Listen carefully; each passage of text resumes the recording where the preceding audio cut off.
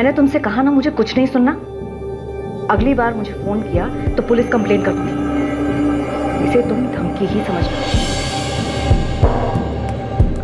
Madam, शिखर साहब ने आपको बुलाया है, कुछ जरूरी बात करनी उन्हें। शिखर साहब से कह दो कि मैं घर के लिए निकल गई हूँ। मैडम, आप जानती हैं मैं साहब से कभी झूठ नहीं बोलता।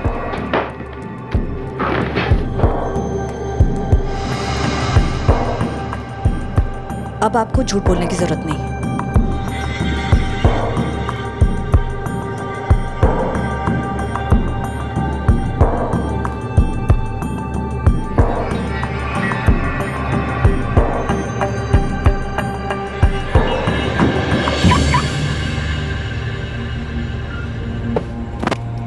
मैम, आज तो आप बुलाना ही भूल गई। वो तो अच्छा हुआ मैंने आपको जाते हुए देख लिया। जानवी, आज मुझे कुछ काम है, तुम कैब ले लो।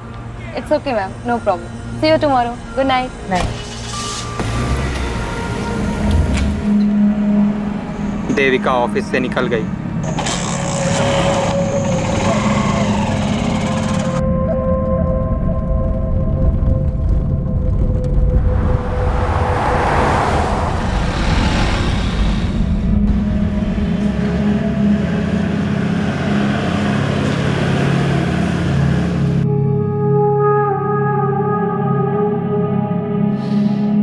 हाँ, वाह क्या खुशबू है देविका। कैसी लगी डिश? मैंने खास तुम्हारे लिए बनाई है। बस तुम घर जल्दी आ जाओ, हम लोग साथ में खाना खाएंगे। पुरुषोत्तम तुम खा लो, मैं शिखर के साथ खा चुकी हूँ। देविका, पूरे दिल्ली में तुम्हें ऐसा लजीज चिकन कहीं नहीं मिलेगा। ये स्वीट हस्बैंड बनने वाला ड्रामा बंद कर दो। तुम चाहे जो कर लो, मैं अपना फैसला बदलने वाली नहीं। आज तक मैंने तुम्हारी हर घटिया हरकत नजरअंदाज की, लेकिन इस बार तुमने हमारी प्रॉब्लम्स पे विद्युत को लाकर ठीक नहीं किया। तो मैं और क्या करता? तुम तो मेरी बात मानने से रोकी। मुझे लगा कम से कम तुम अपने बेटे की बात तो मानोगी। तुम अपनी मनमानी करती हो, बेटा यहाँ पे अपनी मनमानी करता है, और मैं तो यहाँ पे।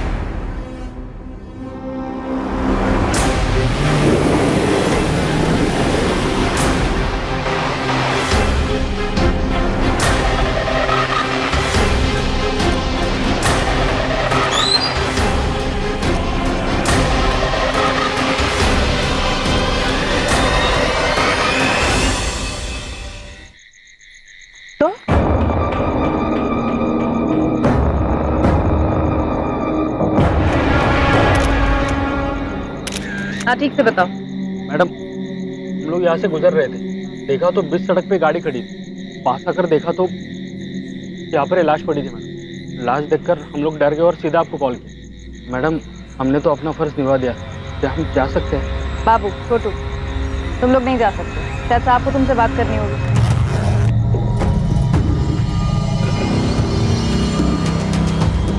मैडम,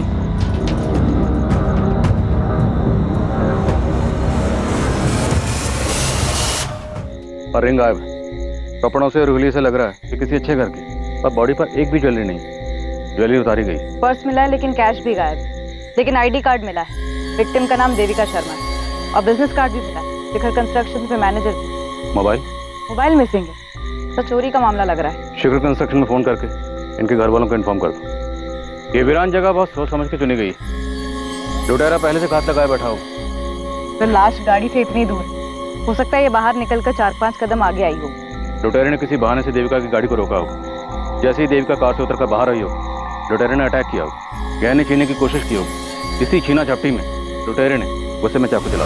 बॉडी से सारे गहने उतारे गए, पर्स से पैसे निकाले गए, और मोबाइल में से। लेकिन गाड़ी में लैपटॉप है सर। लुटेरे लैपटॉप क्यों छोड़ेंगे? लैपटॉप की कीमत तो मोबाइल से ज्यादा मिलती।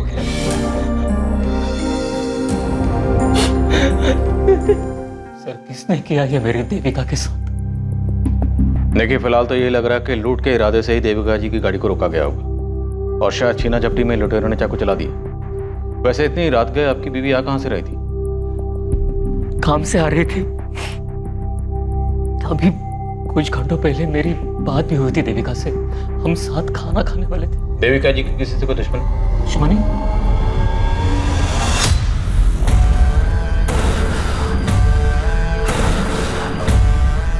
शिखर सर, देविका नहीं रही, छोड़ के चली गई वो।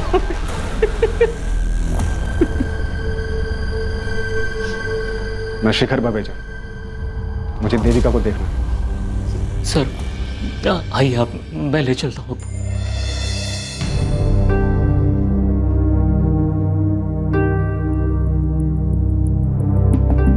शिखर बवेजा मतलब शिखर कंस्ट्रक्शन के मालिक, राइट? जी सर, मेरी मम्मी के बॉस। बॉस होते हुए रातों रात दौड़े चले आए। काफी मानते होंगे देविका को। शिखर बवेजा बहुत बड़े आदमी है सर, और बड़े लोग सिर्फ अपने आप को मानते, जो मन में आया करते।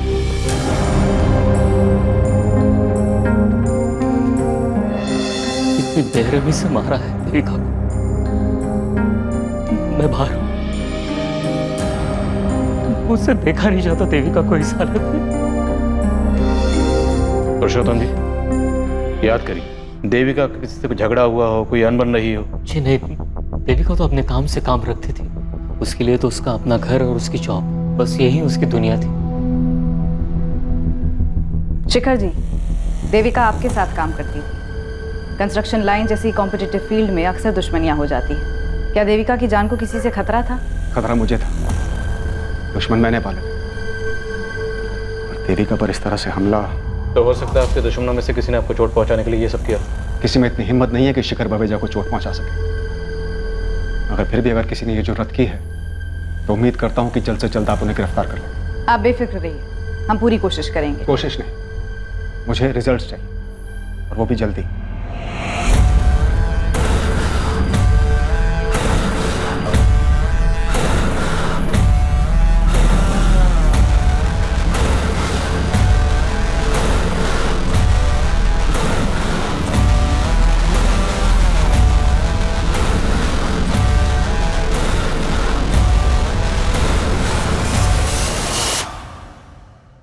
भाटिया, बात हम तक तो नहीं आएगी ना?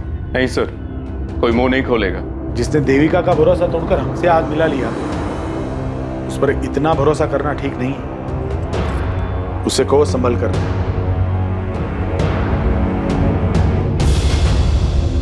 अविनाश, ये न्यूज़ देखी तुमने?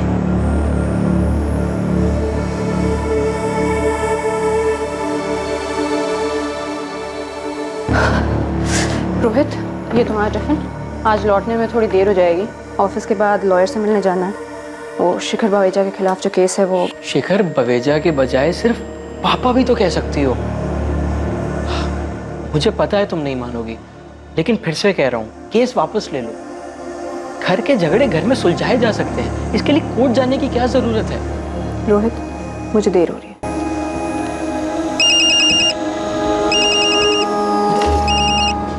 हेलो, सिद्धांत चाचा। प्रगति बेटा, अब तुम्हारी माँ अपने घर जा सकती है। रास्ते कांटा हट चुका है। मतलब? देविका नहीं रही। ये क्या बोल रहे हैं आप?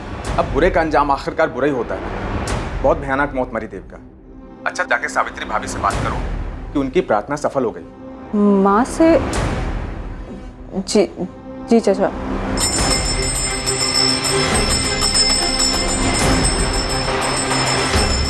सावित्री दीदी, तो देविका नहीं रही।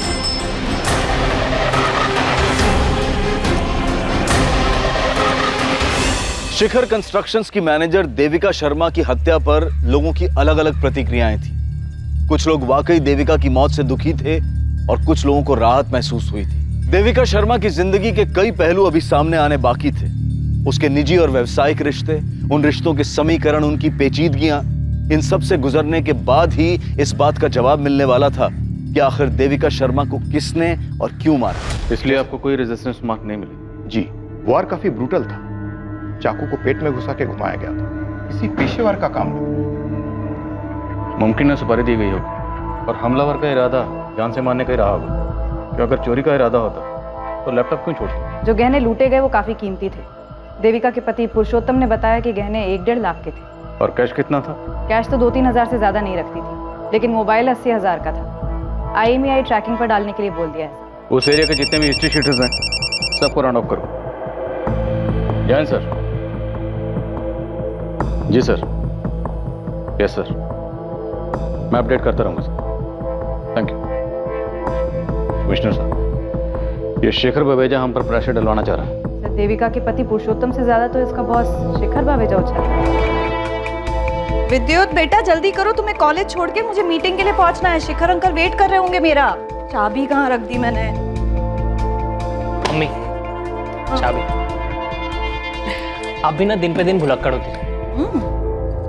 वैसे मेरे पास एक आइडिया है। क्या? आप ना मुझे एक बाइक दिला दो, फिर ना मेरी वजह से आपको देर होगी और ना शेखर अंकल को आपकी वजह से। अच्छा बहाना है बाइक लेने का। चलो जल्दी। मम्मी तुम बेकार में ही डर रही हो।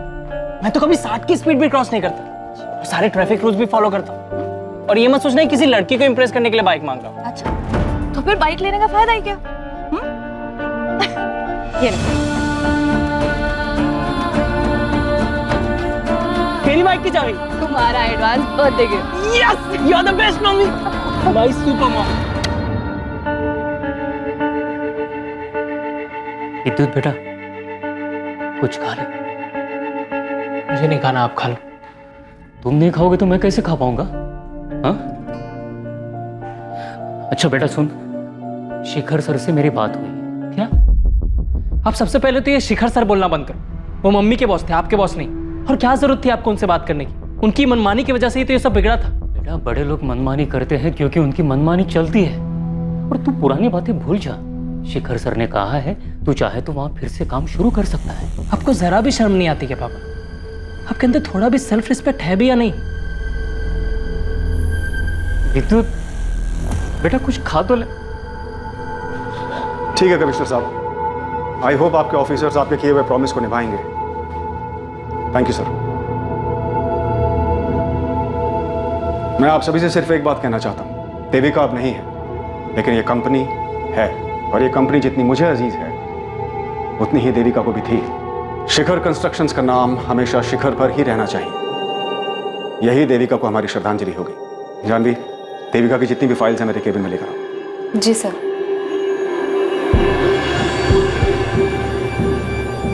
देविका, तुम शिखर कंस्ट्रक्शन में पिछले 8 महीने से काम कर रही हो। तुम्हारा पेपर वर्क, तुम्हारा क्लाइंट कोऑर्डिनेशन कमाल का है। मैं और शेखर भैया तुम्हारे काम से बहुत खुश हैं। लेकिन मेरी मानो तो तुम डेस्क जॉब को ही कंटिन्यू रखो, क्योंकि लैंड डीलिंग और कंस्ट्रक्शन का काम तुम्हें सूट नहीं करेगा। सिद्धांत बिल्कुल ठीक कह रहा है, और वैसे भी तुम्हारा बेटा विद्युत अभी छोटा है और घर और काम को एक साथ एडजस्ट कर पाना आसान नहीं है। इसलिए जितनी तुम्हारी कैपेसिटी है उतना ही काम हाथ में लो। सर, मेरी कैपेसिटी मुझसे बेहतर और कौन जान सकता है? लेकिन टाइम कैसे मैनेज करोगी देविका? दोनों में से एक के साथ कॉम्प्रोमाइज होगा, और मुझे डर है कहीं वो मेरा बिजनेस ना हो। सर, ऐसा नहीं होगा। आप दोनों की तरह शिखर कंस्ट्रक्शंस को शिखर तक पहुंचाना अब मेरा भी सपना है।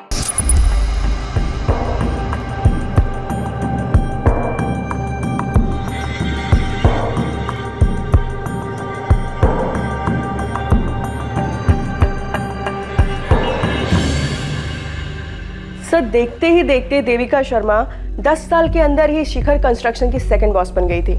देविका शर्मा का डिसीजन मतलब फुल एंड फाइनल। उस पर फिर शिखर बावेजा भी कोई सवाल नहीं उठाता था। ये शिखर कंस्ट्रक्शन शेखर बवेजा और उसके भाई सिद्धांत बवेजा ने मिलकर शुरू किया था। तो अगर देविका सेकंड बॉस थी, सिद्धांत क्या था? सर, सिद्धांत की स्टोरी में ट्रेजेडी ही ट्रेजेडी है। इनफैक्ट सिद्धांत ने ही देविका को जॉब पर लगवाया था, लेकिन देखते ही देखते देविका इतनी आगे बढ़ गई कि शिखर अपने सगे भाई से ज्यादा देविका पे भरोसा करने लगा था। देविका, जवाब दो, कितने रुपए खिलाए तुमने टेंडर प्राइस जानने के लिए? सीधे से कहिए ना, रिश्वत दी। सिंपल। इसका मतलब तुम मानती हो कि तुमने रिश्वत दी? जी, दी। शिखर भैया, क्या रिश्वत आपके कहने पर दी गई? सिद्धांत, तू मेरा भाई है, तेरे को यहाँ काम करना है तो कर, लेकिन देविका के फैसलों पर उंगली मत उठाना। आजकल सिद्धांत गाजियाबाद में छोटा मोटा ब्रोकर है। तो मतलब देविका और शेखर बवेजा के भाई सिद्धांत में खटास तो थी, पर इतने अरसे बाद बदला लेने का लॉजिक बनता नहीं। ये देविका का पति पुरुषोत्तम और बेटा विद्युत, उन पर क्या इन्फॉर्मेशन? 2 दिन दीजिए, पूरी हिस्ट्री निकाल के देती हूँ। जल्दी बता कर। देविका के जाने के बाद क्या हाल है शिखर भाई साहब के? पुलिस तो आएगी, लेकिन तुम्हें घबराने की जरूरत नहीं, मैं सब संभाल लूंगा। ऐसे नहीं चलेगा, मुझे पुलिस को सब कुछ बताना होगा। अविनाश, बेहतर यही होगा कि पहले तुम शिखर सर से बात करो। शिखर सर मेरी बात नहीं सुनेंगे। अपना भाई, अपनी बीवी, अपनी बेटी, उनकी नहीं सुनी, मेरी क्या होगा? तो और क्या रास्ता है?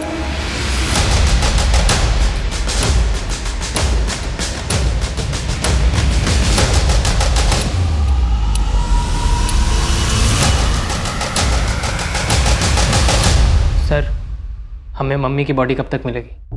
2 दिन में मिल जाएगी। इन तस्वीरों को देखकर ऐसा लगता है कि तुम अपने पापा के बजाय शायद मम्मी के ज्यादा करीब थे। जी सर, इनफैक्ट मैं तो मम्मी को सुपर मॉम कहता था। घर, ऑफिस, मेरी पढ़ाई सब अकेले ही मैनेज कर लेती थी। और देविका को नौकरी भी अच्छी मिल गई थी। शिखर सर बड़े अच्छे इंसान हैं। जब विद्युत छोटा था और कभी बीमार पड़ जाता था तो वो फौरन ही देविका को छुट्टी दे देते ताकि वो विद्युत का ख्याल रख सके। आप भी तो ख्याल रख सकते थे ना पापा। सर, ये देविका की फोटो, यही ज्वेलरीज वो रेगुलर पहनती थी। उस रात भी देविका ने यही नेकलेस और ईयररिंग्स पहने थे। रिंग की फोटो नहीं है? देविका के हाथ से रिंग भी तो गायब थी। वो रिंग देविका को 1 महीने पहले ही शिखर सर ने गिफ्ट दी थी। काफी महंगी थी। काफी दिलदार बॉस लगते हैं शेखर बवेजा जी। विद्युत का इस साल ग्रेजुएशन हो गया तो उन्होंने ट्रेनिंग के लिए उसे फौरन अपनी कंपनी में जॉब दे दी थी, लेकिन इसने पिछले महीने छोड़ दिया। छोड़ क्यों दे? बस सर, मेरा मन नहीं लगा। हमारी मम्मी 10 साल से वहाँ काम कर रही थी। वो इतने दिलदार किस्म के बॉस हैं। हमारी मम्मी को महंगे महंगे तोहफे देते थे। कोई एहसान नहीं करते थे। इनफैक्ट मेरी माँ ने उनके ऊपर एहसान किया था। अपनी जान दाव पे लगाकर उनकी जिंदगी बचाई थी। मनोहर, कहाँ हो तुम?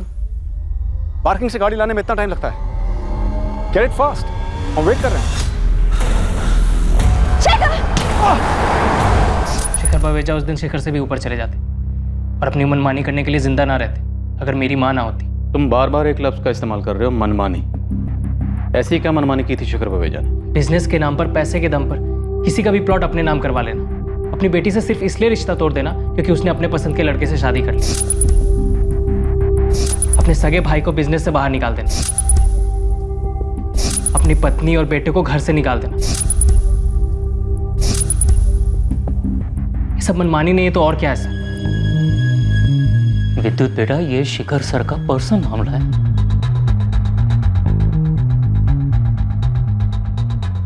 वैसे इस देविका शर्मा की कहानी में शिखर बावेजा का किरदार काफी स्ट्रांग नजर आ रहा है। और पुरुषोत्तम का किरदार काफी कमजोर।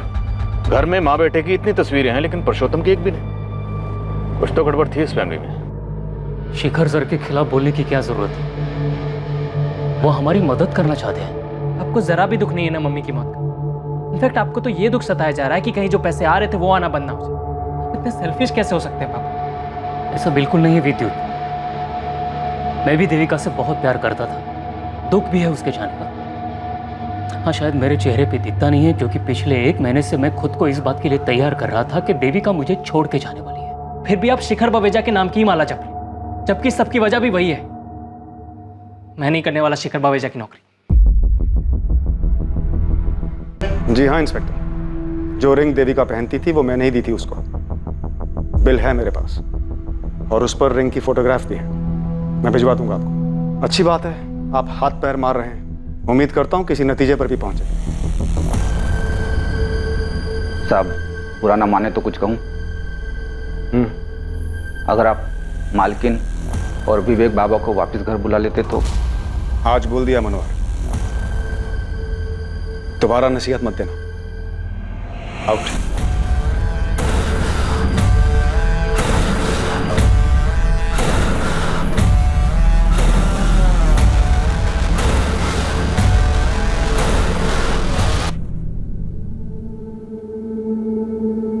शिखर, अब तो बता दो कि सरप्राइज क्या है।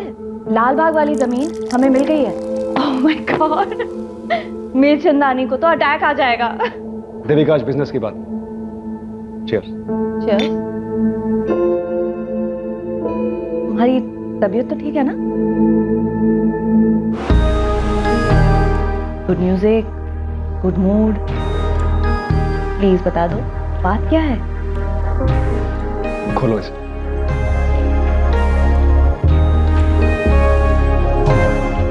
शादी करोगी मुझसे?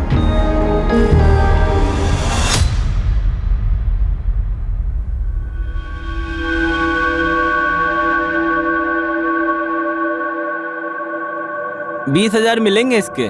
क्या? 2 लाख के माल? मेरा मतलब है गहनों पर सिर्फ 20,000 रुपए। कुछ ठीक ठाक लगाओ ना। वो क्या है ना, मेरी माँ बीमार है इसलिए बेच रही हूँ। बेच ही मिलेगा। मेरे को भी नहीं बेचना है यहाँ पर। पत्थर के दाम पे हीरा खरीदने निकला है, कंजूस।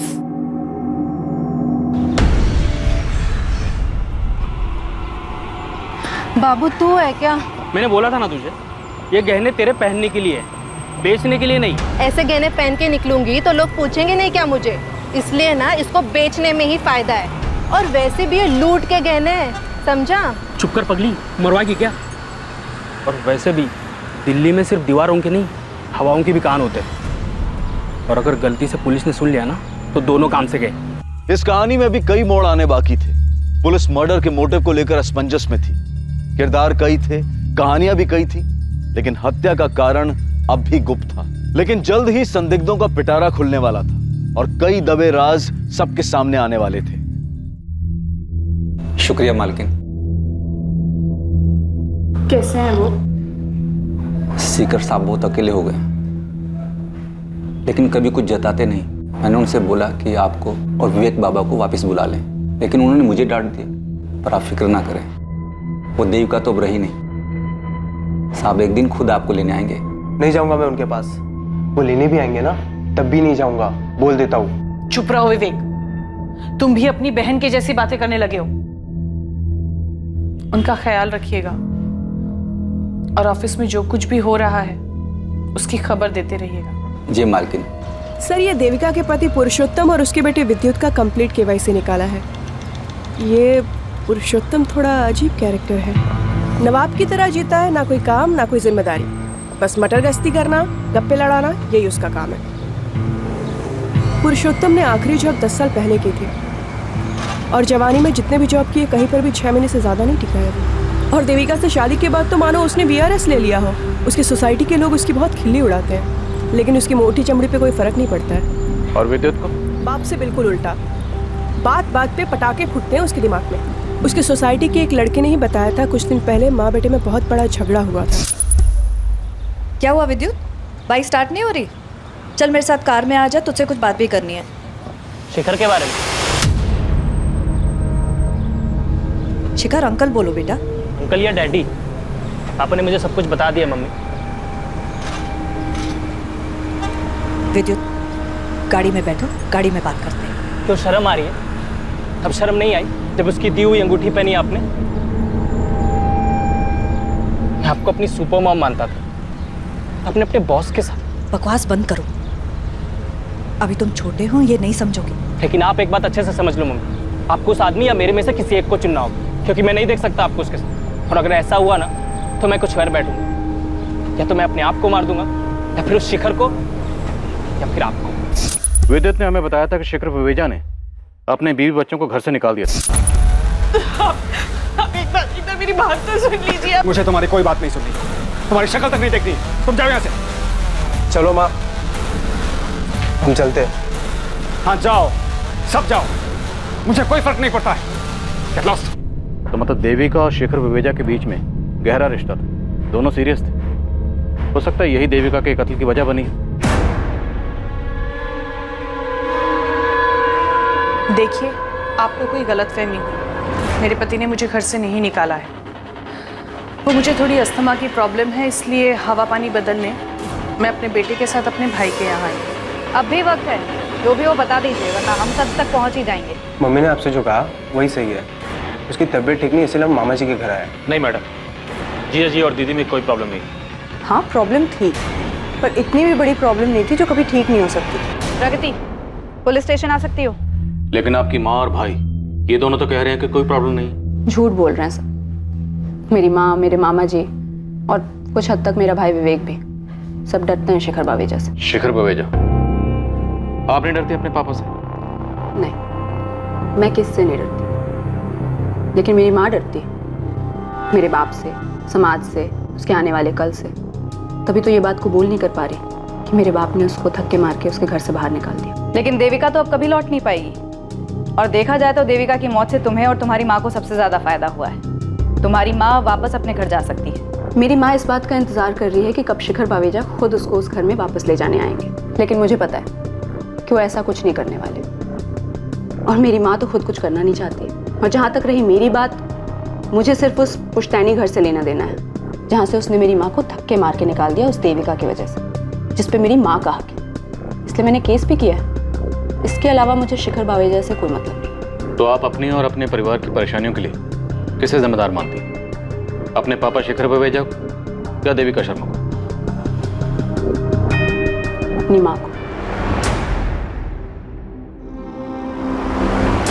ये मेरी एम्प्लॉय है जानवी। उस रात के बारे में आपको कुछ बताना चाहती है। मैम, देविका मैम अक्सर मुझे अपनी कार में लिफ्ट दिया करती थी, लेकिन उस रात अचानक से उन्होंने मुझे कैब लेने के लिए कहा। जानवी, आज मुझे कुछ काम है, तुम कैब ले लो। It's okay ma'am, no problem. और जब वो अपनी कार लेकर बाहर निकली तब मैं वहीं पर खड़ी थी और मैंने देखा कि जैसे ही वो अपनी कार लेकर निकली, उनकी कार के पीछे पीछे एक बाइक भी गई जो अविनाश की थी। कौन है अविनाश? अविनाश हमारी कंपनी में एक एम्प्लॉय था। कुछ दिनों पहले नौकरी से निकाला था उसे देविका ने। कंपनी के साथ फ्रॉड किया था उसने। अविनाश, ये दूसरा टेंडर है जो मीरचंदानी बिल्डर्स ने हमसे कम दाम पर भरा है। ये इत्तेफाक नहीं हो सकता। मैम, मैं आपका गुस्सा समझ सकता हूँ, लेकिन आप मुझ पे क्यों शक कर रही हैं? तो फिर डरने की क्या बात है? तुम अपना पासवर्ड बताओ, तुम्हारा ईमेल आईडी चेक करेंगे जैसे दूसरे एम्प्लॉइज का किया है। Avinash@123।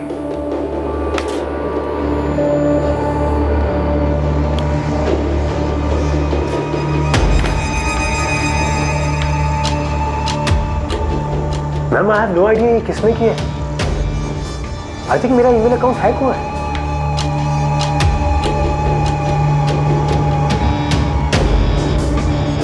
इससे पहले कि मेरा हाथ उठ जाए, आउट ऑफ हियर। मैम, मैं ये नहीं कह रही हूँ कि अविनाश ने ही देविका मैम का मर्डर किया है, लेकिन वो बाइक अविनाश की ही थी और शायद चला भी वही रहा था, लेकिन उसने हेलमेट पहना था इसलिए मैं उसका चेहरा ठीक से देख नहीं पाई।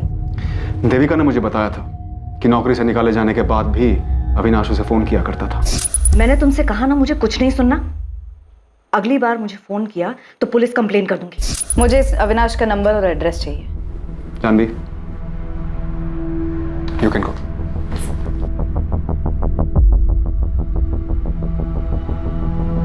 शिखर जी, हमने सुना है आपके भाई सिद्धांत ने देविका की वजह से आपका बिजनेस छोड़ा। गलत सुना है। सिद्धांत के जाने की वजह वो खुद था। और वैसे भी ये बात अब पुरानी हो चुकी है एंड आई डोंट थिंक सिद्धांत ऐसा कुछ कर सकता है। फिर भी अगर आपको उसका नंबर चाहिए तो जानवी के पास मिल सकता है। इसका मतलब है आप अपने भाई से टच में नहीं हैं? मैं पीछे मुड़कर नहीं देखता हूँ और आपको भी मेरी यही राय है कि सिद्धांत के पीछे पड़ने की बजाय आप मीरचंदानी बिल्डर्स के मालिक नीरज मीरचंदानी को कुरे दिए। वो आपके बिजनेस कॉम्पिटिटर हैं? जी, सालों पहले मुझ पर एक हमला हुआ था, उसी ने करवाया, जिसमें देविका ने आपकी जान बचाई थी। जी। मीरचंदानी बहुत बड़ा पैंतरेबाज है। उम्र हो चली है मगर दिमाग अब भी दौड़ता है, वो भी उल्टे कामों में। एक आखिरी सवाल, आपके और देविका शर्मा के संबंध? इस बारे में कोई सवाल। आप अविनाश और मीरचंदानी के पीछे लगे। देविका अब नहीं है, उसकी निजी जिंदगी से दूर है। आपकी पत्नी आपके बेटे के साथ अपने भाई के यहाँ रहती है। हमने सुना है कि आपने खुद उन्हें घर से बाहर निकाला ताकि आप देविका शर्मा से शादी कर सकें। आप जा सकते हैं। पुलिस अभी अभी यहाँ से गई है। जैसा आपने कहा था मैंने अविनाश के बारे में बिल्कुल वैसा कहा है। हाँ, शिखर सर के भाई सिद्धांत का नंबर लेकर गए हैं मुझसे, शायद कोई पूछताछ करनी हो। 6 अगस्त, जिस रात देविका शर्मा का कत्ल हुआ, तुमने इसे फोन किया था अविनाश? जी, मैंने फ़ोन किया था देविका मैम को। मैं तब उनके ऑफिस के बाहर ही खड़ा था, लेकिन उन्होंने गुस्से में आकर मेरा फ़ोन काट दिया। मैंने तुमसे कहा ना मुझे कुछ नहीं सुनना। तुम्हारे फोन लोकेशंस और कॉल रिकॉर्ड्स हैं हमारे पास। जिस रात देविका शर्मा का कत्ल हुआ, तुमने ऑफिस से देविका शर्मा का पीछा करना शुरू किया और जैसे ही उसकी गाड़ी एक सुनसान रास्ते पर पहुंची, तुमने उसकी गाड़ी को वहां पर रोका।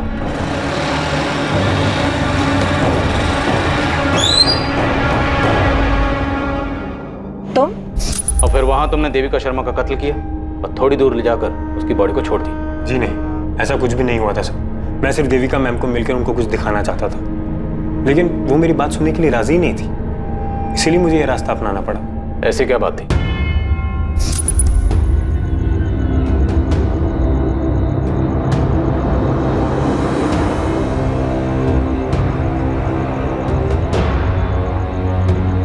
देविका मैम, अब यकीन हुआ आपको मेरी बात का? तुम कल ऑफिस आ जाओ, मैं सब ठीक कर दूंगी। लेकिन मेरी किस्मत खराब थी। उसी रात देविका मैम को किसी ने मार डाला। तुमने हमें बेवकूफ समझा, तुम हमें कोई भी झूठी कहानी सुनाओगे और हम यकीन कर लेंगे। मैं झूठ नहीं बोल रहा हूँ सर, आप मेरा फ़ोन चेक कर लीजिए, उसमें वो वीडियो भी है जो मैंने देविका मैम को दिखाई थी, फॉरवर्ड भी की थी। सिद्धांत, प्रगति, तुम दोनों एक ही बात के पीछे क्यों पड़े हो? जब तक तुम्हारे पापा खुद मुझे नहीं बुलाते मैं नहीं जाऊंगी। और ये बात आप अपनी सेल्फ रिस्पेक्ट बचाने के लिए कह रही हैं या इस डर से कि आपके सडनली लौट जाने से शिखर बावेजा नाराज हो जाए? प्रगति, कितनी बदतमीज हो गई हो तुम। देखा चाचा जी, बात कैसे घुमा दी। भाभी आप बेकार का डर रही, हम सब हैं ना आपके साथ। देविका जा चुकी है माँ, कभी कोई कदम तो खुद से उठाया करो। हेलो, जी हाँ मैं बोल रहा हूँ, ठीक मैं आ रहा हूँ। किसका फोन था चाचा जी? पुलिस ने बुलाया। सर, अविनाश के कॉल रिकॉर्ड और बैकग्राउंड चेक किए, बिल्कुल क्लीन है। शिखर कंस्ट्रक्शन से फोन आया था, जानवी बिना बताए ऑफिस से चली गई और फोन भी बंद है। मतलब अविनाश की बात सही निकली? जानवी का फोन ट्रैकिंग पे डाल दिया है। शिखर बावेजा के भाई सिद्धांत बावेजा, उसको भी यहाँ बुला लिया है। ये जानवी बड़ी चालाक निकली, बड़ी चालाकी से इसने देविका का विश्वास जीता और फिर देविका को अविनाश के खिलाफ भड़काया। हमारे सामने भी अविनाश का नाम यही लेकर आई थी। हो सकता है ये शिखर बावेजा को बेवकूफ बना रही और ये सब इसने किया मीर चंदानी के कहने पर। तुम मीर चंदानी से मिलो, मैं शिखर बावेजा के भाई सिद्धांत से बात करता हूँ।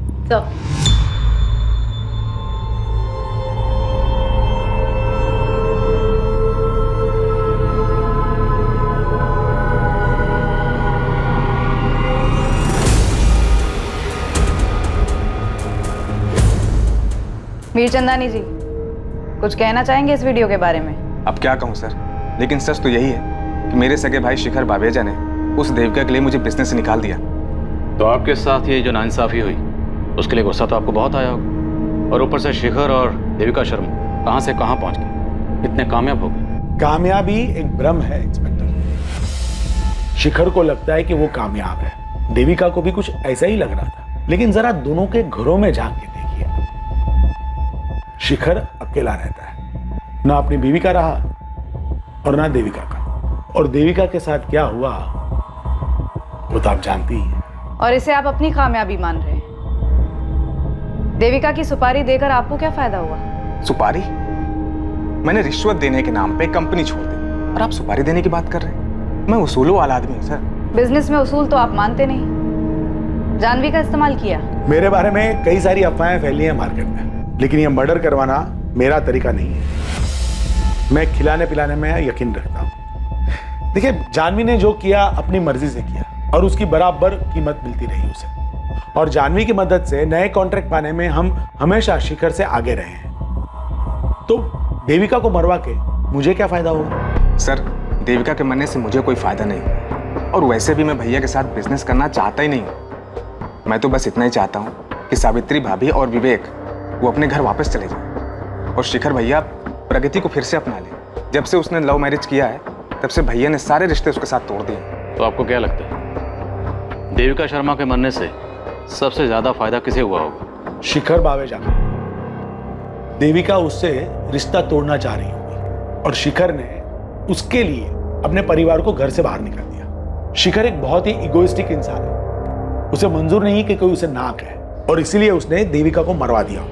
शायद देविका का पति पुरुषोत्तम, अगर शिखर भैया और देविका ने शादी कर ली होती तो सबसे ज्यादा नुकसान पुरुषोत्तम को होता, क्योंकि वही है जो अपनी बीवी की कमाई पे सालों से पल रहा था। सब अपनी कहानी अपनी सोच बयां कर रहे थे, सच की राह में झूठ की धूल उड़ा रहे थे ताकि सभी अपना सच ढक सके। लेकिन देविका शर्मा के मर्डर का सच सामने आने वाला था। लालच की वजह से हुई एक चूक इस केस का रुख बदलने वाली थी। 50,000 गिनने में कितना टाइम लगता है? जल्दी करो ना, माँ बीमार है मेरी। अरे कहाँ लेकर जा रहे हो? मैंने कुछ नहीं किया है। साहब मैंने उस औरत को नहीं मारा था, मैंने बस उसके गहने चुराए। करके जा रहे थे क्या? पर्स में मोबाइल और पैसे थे, वो छोटू ने रख लिए और अपने गांव बेगूसराय चला गया। मैंने गहने लिए, सोचा कि अपनी बीवी रमा को दे दूंगा। गहने पैसे सब कुछ लेकर गए। और लैपटॉप वो क्यों छोड़ा था? लैपटॉप जेब में आता नहीं ना, इसलिए छोड़ दिया। वो उस दिन हम लोग आपसे बात कर रहे थे ना, तो गहने और पैसे हमारे जेब में ही थे। और चाकू? चाकू कहाँ था? कौन सा चाकू साहब?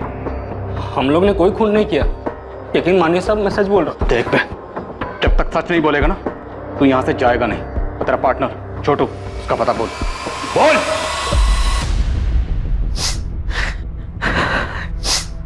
तुम बार बार यहाँ क्यों आते हो? और कहाँ जो शिखर शर्मा है। मैंने विद्युत को बहुत मनाया लेकिन वो यहाँ काम करना ही नहीं चाहता है। अब पता नहीं कैसे गुजरा होगा हमारा। हाँ ठीक है, मैं हर महीने कुछ ना कुछ भिजवा दूंगा, लेकिन दोबारा यहाँ मत आना। हमका बहुत बहुत धन्यवाद शिखर सर। समझ में नहीं आता कि तुम्हारे जैसे बगैर रीढ़ की हड्डी वाले आदमी को देविका कैसे मिल गई।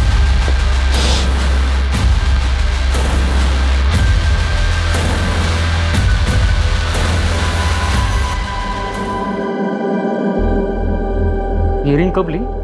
शिखर ने दी। प्रपोज किया है, शादी करना चाहता है। तुमने क्या कहा? अभी कुछ जवाब नहीं दिया। सोच रही हूँ हाँ कह दूँ। वो विद्युत को अपनाने के लिए तैयार है। और मेरा क्या होगा? पुरुषोत्तम, अपने बलबूते पर चलना सीख लो। मुझे जितना जलील करना है कर लो, पर मुझे छोड़ने की बात मत करना। छोड़ो मुझे पुरुषोत्तम, मैंने कहा छोड़ो। विद्युत की वजह से अभी तक सोच रही हूँ। अगर बात हमारी होती तो कब का डिसाइड कर चुकी हूँ। इस बाबू की धुलाई में कोई कसर नहीं छोड़ी, लेकिन वो अभी भी अपनी बेगुनाही की रट लगा रहा। रात देविका का सामना अविनाश से भी हुआ था, लेकिन उसके खिलाफ भी कोई सबूत नहीं मिला है। बाबू अविनाश दोनों के कॉल रिकॉर्ड्स क्लीन है और बाबू का कोई क्रिमिनल रिकॉर्ड भी नहीं, तो मतलब पक्का ये कोई पर्सनल मामला। पर्सनल मामलों की जानकारी कोई करीब ही दे सकता है।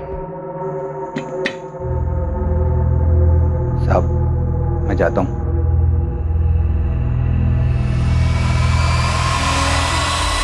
तुम फिक्र मत करो, मैं विद्युत से बात करूँ, मान जाएगा। वो कह चुका है कि अगर मैंने तुमसे शादी की तो वो कुछ कर बैठेगा। नादान है विद्युत, ऐसा कुछ नहीं करेगा। मेरी कुछ समझ नहीं आ रहा है, लेकिन एक बात तो तय है, मैं विद्युत को हर्ट नहीं कर सकती। ये सारा किया धरा पुरुषोत्तम का है। मैंने सोचा था सही वक्त पर विद्युत को सब कुछ बता दूं, लेकिन उस मतलबी ने भाड़ में गया पुरुषोत्तम। अगर वो मतलबी है तो तुम भी तो मतलबी हो। मैंने एक एक करके अपने भाई, अपनी बीवी, अपने बच्चों को खुद से दूर कर दिया, सिर्फ तुम्हारे लिए। और तुम सिर्फ अपने बेटे के बारे में सोच रही हो, मेरे बारे में कुछ नहीं।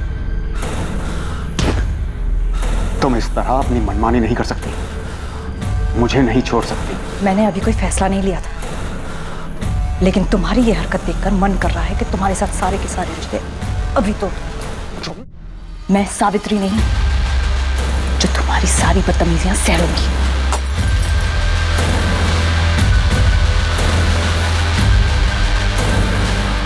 सर ये बाबू जिसे आपने पकड़ा है, क्या इसने मारा है मेरी मम्मी को? मुमकिन है, पर हमारे पास कोई सबूत नहीं है। विद्युत, एक बात बताओ, जब तुम्हें यह पता चला होगा कि तुम्हारी मम्मी शिखर बवेजा से शादी करने वाली है, उस वक्त तुम्हें बहुत बुरा लगा होगा, गुस्सा भी बहुत आया होगा। जी सर, गुस्सा तो मुझे बहुत आया था, पर मुझे पूरा यकीन था कि मेरी मम्मी मुझे छोड़कर कभी नहीं जाएगी। सर मुझे तो लगता है ये शिखर बवेजा ने ही मेरी मम्मी को मरवा दिया, क्योंकि मम्मी ने उसे मेरी वजह से मना कर दिया होगा। पर यह भी तो हो सकता है कि तुम्हारे पापा पुरुषोत्तम ने तुम्हारी मम्मी को मरवाया, क्योंकि अगर तुम्हारी मम्मी शादी करके शिखर बवेजा के पास चली जाती, तुम्हारे पापा पुरुषोत्तम, उनकी सारी ऐशो आराम खत्म हो जाती।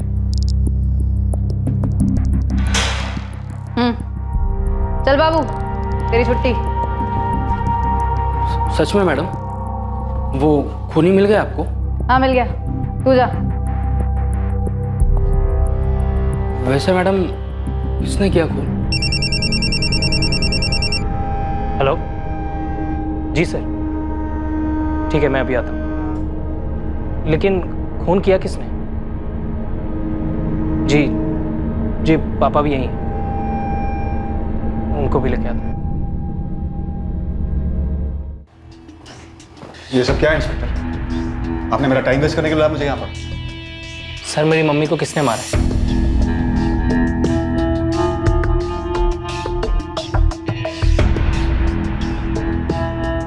शेखर जी, आपका वफादार नौकर मनोहर कहाँ? कल शाम से काम पर नहीं आया, उसका फोन भी नहीं लग रहा। हमारी कस्टडी में।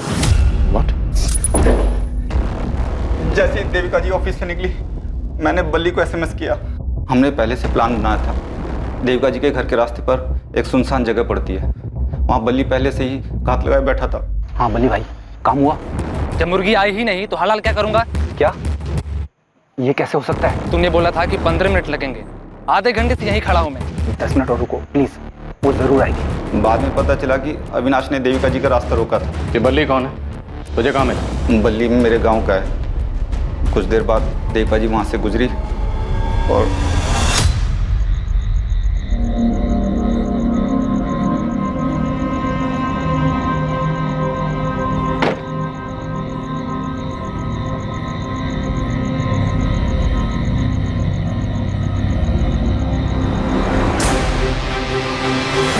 किसके कहने पर किया ये सब? मालकिन को उनका घर मिल जाए इसलिए कि हमने ये। सावित्री के कहने पर? नहीं साहब। तो किसके कहने पर? प्रगति, तुम्हें लगता था कि देविका के चले जाने से तुम्हारी माँ को उनका घर, उनका पति वापस मिल जाएगा, इसलिए सब किया? हाँ, और ऐसा हो भी जाता अगर आप लोग बीच में ना आते थे। आप लोगों से कोई शिकायत नहीं है मुझे। आप लोग तो अपनी ड्यूटी कर रहे थे, कोई मनमानी नहीं, जैसे शिखर बावेजा ने की मुझ पे, मेरी माँ और मेरे भाई पे। जब मैंने अपने पसंद के लड़के से शादी करनी चाहिए तो उसने मुझसे सारे रिश्ते तोड़ दिए, लेकिन जब देविका से रिश्ता जोड़ना था तो मेरे भाई और मेरी माँ को घर से निकाल दिया। मुझसे ये बर्दाश्त नहीं। और तुमने मनोहर के जरिए देविका को मरवाने की सुपारी दी। और क्या करती मैं? जिंदगी भर अपनी माँ को रोते हुए उदास देखती। और तुमने मनमानी करने की सोची? चाहे जितना ही मना करूं, पर हूं तो शिखर बावेजा की बेटी ही ना। शायद मनमानी खून में दौड़ती है। शेखर बवेजा ने तुम्हारे साथ, तुम्हारे भाई के साथ, तुम्हारी माँ के साथ ज्यादती की, पर देविका का कत्ल करके तुम कातिल बन गई। अपनी तो जिंदगी बर्बाद की ही की, साथ में मनोहर की जिंदगी भी बर्बाद कर दी। एक बार मुझसे तो कहा होता हम मिलके तुम्हारे माँ और भाई को संभाल ले।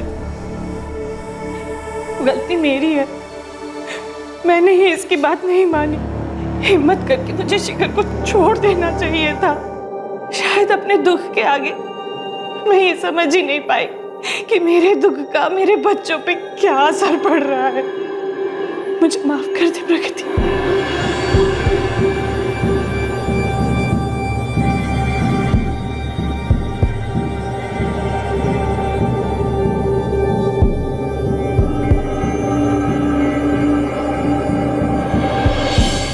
एक हफ्ते के अंदर पुलिस ने सुपारी किलर बाली को भी गिरफ्तार कर लिया। प्रगति ने जो भयंकर कदम उठाया वो बिल्कुल गलत था। क्राइम किसी समस्या का हल हो ही नहीं सकता। अगर शिखर और सावित्री ने वक्त रहते अपने बिगड़े हुए रिश्ते खत्म कर दिए होते, दोनों अलग हो गए होते, तो शायद प्रगति के मन में नफरत इस हद तक नहीं पनपती और वो नहीं होता जो हुआ। कुछ लोग ये तर्क जरूर दे सकते हैं कि देविका इस परिवार को तोड़ने की जड़ थी, लेकिन किसी तीसरे को दोष देकर यह हकीकत नहीं बदली जा सकती है कि दरअसल शिखर और सावित्री ही अपने परिवार में मची तबाही के लिए जिम्मेदार थे। एक खोखली शादी को सिर्फ इसलिए बरकरार रखना ताकि बच्चे और माँ बाप दोनों एक साथ रह सकें, ये किसी समस्या का हल हो ही नहीं सकता। देखते हैं हमारे आज के एपिसोड की दूसरी कहानी। किसी के साथ सो रहे हो ना तुम? कौन है वो? कार्तिक, तुम मुझसे तंग आ गए हो ना? तुम्हें अब पहले जैसे नहीं लगती मैं। क्या बकवास करी है तुम Natasha? You know baby I love you। तुम्हारे अलावा मेरी लाइफ में और कोई नहीं है। झूठ मत बोलो मुझसे। दूध पीती बच्ची नहीं हूँ मैं जो तुम्हें समझ ना पाऊँ। सब जानती हूँ मैं कार्तिक, और सच्चाई एक्सेप्ट कर ली है मैंने। बस नाम बताओ कौन है वो? Stop it now। मैं तुमसे प्यार करता हूँ इसका ये मतलब नहीं तुम जो भी बकवास करोगे मैं चुपचाप सुन लूंगा। ये रोज रोज के नखरे से मैं परेशान हो गया हूँ। हाँ, परेशान तो हो गई मुझसे। कोई और जो मिल गई है तुम्हें। छुटकारा पाना चाहती हो ना तुम मुझसे हमेशा के लिए?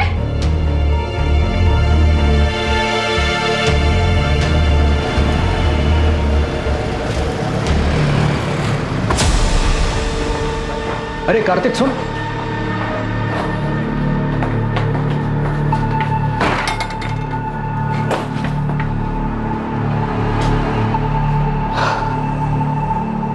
क्या बात है कार्तिक, इतना परेशान क्यों है? नताशा, वो औरत मेरी जान लेकर रही, उसके सवाल कभी खत्म ही नहीं होते। कहाँ गए थे, किसके साथ थे, इतनी देर क्यों हुई, और आज तो किसके साथ सो रहे हो? 1 मिनट का सुकून नहीं घर पर। इसे आराम से समझाने की कोशिश कर, शायद मान जाएगी। अरे वो कुछ सुनने को तैयार हो तब जाके समझाओ ना यार। तंग आ गया हूँ उससे। मैंने डिसाइड कर लिया, इस बात का सॉल्यूशन निकालना ही होगा। बीमारी का इलाज जड़ से हो तो ही अच्छा है। अभी नताशा की बात को छोड़, वो रूम नंबर 7 वाली मिसेस मेहरा, उसका क्या करना है यार? जबरदस्ती ऑपरेशन की बात कर रही है वो।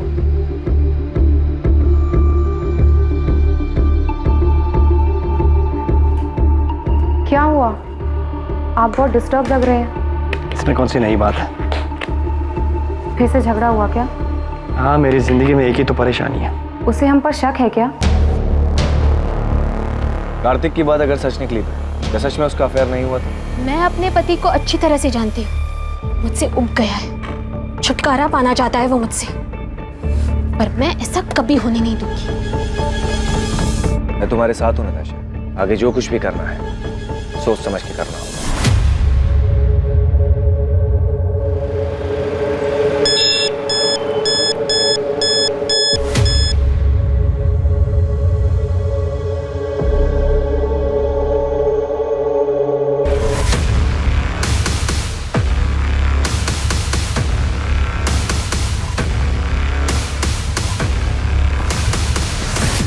ये रहा तुम्हारी चीटिंग का सबूत। अब क्या कहना है तुम्हें?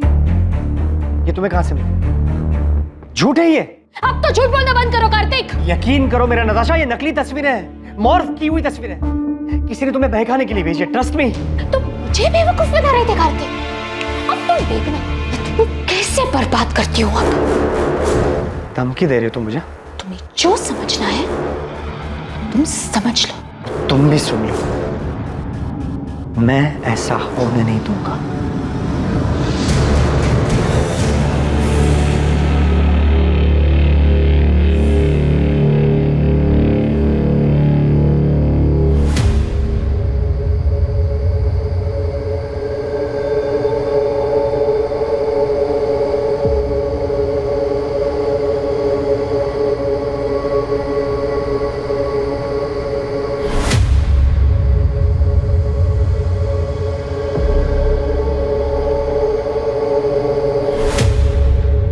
काम हो गया?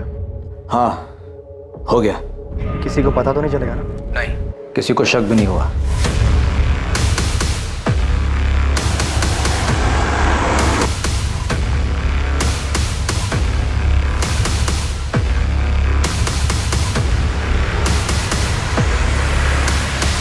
इंसान फितरत से ही पेचीदा होता है और इसकी जटिलता तब और बढ़ जाती है जब वो किसी रिश्ते में हो। भरोसे का टूट जाना और आपसी समझदारी की कमी, किसी भी रिश्ते के बिगड़ने के पीछे अक्सर ये वजहें अहम होती हैं। और जब ऐसा होता है तब रिश्तों में आक्रोश पनपता है और पता ही नहीं चलता कब दिलों में खींच पैदा हो जाती है।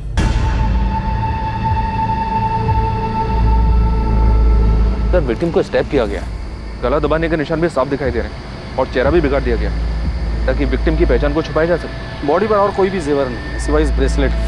इसका लॉक खुलना बहुत मुश्किल है। मुझे लगता है कातिल जल्दबाजी में इसे छोड़कर भाग गया। इस मर्डर का मकसद तो लूटपाट ही दिखाई दे रहा है। ये देखिए सर, बॉडी को पोस्टमार्टम के लिए भेज दो और मर्डर केस फाइल कर दो। सर, मैं पास की सोसाइटी में रहता हूँ। मैं बालकनी पे खड़ा था, मैंने देखा कि एक वाइट कलर की वोजन 800 कार जो है झाड़ियों के पास रुकी। उसमें से 2 आदमी उतरे और दोनों ने मिलकर एक बंडल को जो है नीचे फेंका। कौन थे वो दोनों? पहले कभी देखा उनको? रात बहुत थी, ऐसे भी ये जगह मेरी बालकनी से बहुत दूर है, मैं देख नहीं पाया। और कुछ देखा था? कार का नंबर या और कुछ? उनकी कार के पीछे राइट साइड के कॉर्नर में कुछ था। डिजाइन तो समझ नहीं आया, लेकिन कुछ रेडियम सा चमक रहा था, स्टिकर या समथिंग। कुछ और याद आ जाए तो हमें बता देना। चाहिए? जी सर। प्रधान, सबसे पहले हमें विक्टिम की आइडेंटिटी का पता लगाना है। सभी पुलिस स्टेशन में मिसिंग कंप्लेंट चेक करो। विक्टिम की डिटेल्स, कपड़े और वो ब्रेसलेट न्यूज़पेपर और सोशल मीडिया पे डाल दो। वोजन 800 कार का पता लगाने के लिए भी सब्जियों को काम पे लगा देते हैं। अगर कातिल तक पहुंचना है तो हमारे पास ये सिर्फ व्हाइट कलर की हचबैक कार है।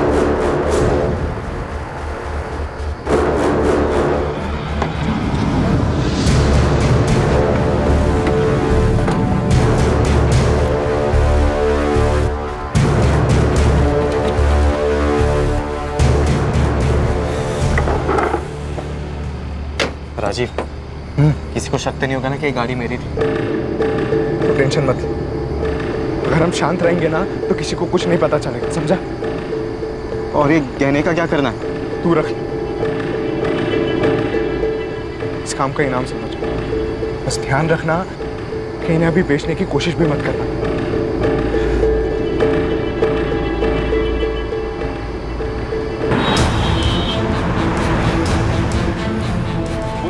मुखबिरों को भी सक्रिय कर उस रेडियम स्टिकर वाली वोजान 800 कार का पता लगाने के लिए कहा गया, जिसका इस्तेमाल विक्टिम की लाश को ठिकाने लगाने के लिए किया गया था। पल्लवी मैम, हाँ क्या हुआ सरिता? वो शास्त्री नगर वाले केस में उन तीनों बच्चियों को कहाँ बेचा गया इसका पता चल गया। किसी चांद बेगम के कोठे पे हैं वो तीनों, डीबी रोड के रेड लाइट एरिया में। तुम ऐसा करो, अंजलि और पूजा से बात करो, उनसे कोऑर्डिनेट करके उन्हें कहो कि डायरेक्टली स्पॉट पर ही पहुंच जाए। मैं इंस्पेक्टर सिंह से बात करती हूँ, इस बार हमें तुरंत रेड करनी पड़ी। Okay ma'am. विक्टिम की एज 28 और 32 साल के बीच की है। टोटल 4 बार उसे स्टैब किया गया है। मर्डर वेपन जैसे कोई तेज धार वाला हथियार जैसे चाकू। स्टैबिंग के साथ साथ विक्टिम का गला भी दबाया गया है। दम घुटने की वजह से विक्टिम की मौत हुई है। कातिल नहीं चाहता था कि विक्टिम किसी भी हालात में जिंदा बचे। बॉडी पर काफी स्ट्रगल मार्क्स है, जैसे विक्टिम ने काफी हाथ पैर मारे होंगे, लेकिन उसे काबू में करने के लिए एक आदमी काफी नहीं होगा। इसलिए ऐसा लग रहा है कि हत्यारे एक से ज्यादा होंगे, but I am not sure. कोई सेक्सुअल असॉल्ट? नहीं, but victim was sexually active. मौत का समय क्या होगा? कल रात 10 और 12 के बीच। और जल्द ही उनका इंतजार खत्म हुआ और ऐसी एक खबर ने उनके दरवाजे पर दस्तक दी। सर मुझे पक्का यकीन है कि ये मेरी पड़ोसी नताशा है, नताशा गिल। मैंने कई बार उसे इन कपड़ों में देखा है। कपड़ों के साथ साथ ये जो गोल्डन ब्रेसलेट आप देख रहे हैं, ऐसा सेम ब्रेसलेट नताशा के पास था। आप श्योर हैं कि ये नताशा का ही है? हाँ सर, मैं पूरी तरीके से श्योर हूँ, क्योंकि उसी का ब्रेसलेट देखकर मैंने खुद के लिए सेम ब्रेसलेट बनवाया था। ये देखिए। Wow Natasha, such a beautiful bracelet. Thank you. मैंने ना स्पेशली डिजाइन चूज करके बनवाया था। क्या मैं सेम डिजाइन का ब्रेसलेट खुद के लिए बनवा दूं? Sure, why not. आपने बताया कि नताशा आपके पड़ोस में रहती है। हाँ सर, इनफैक्ट यहाँ आने से पहले मैंने नताशा के घर जाकर चेक भी किया था।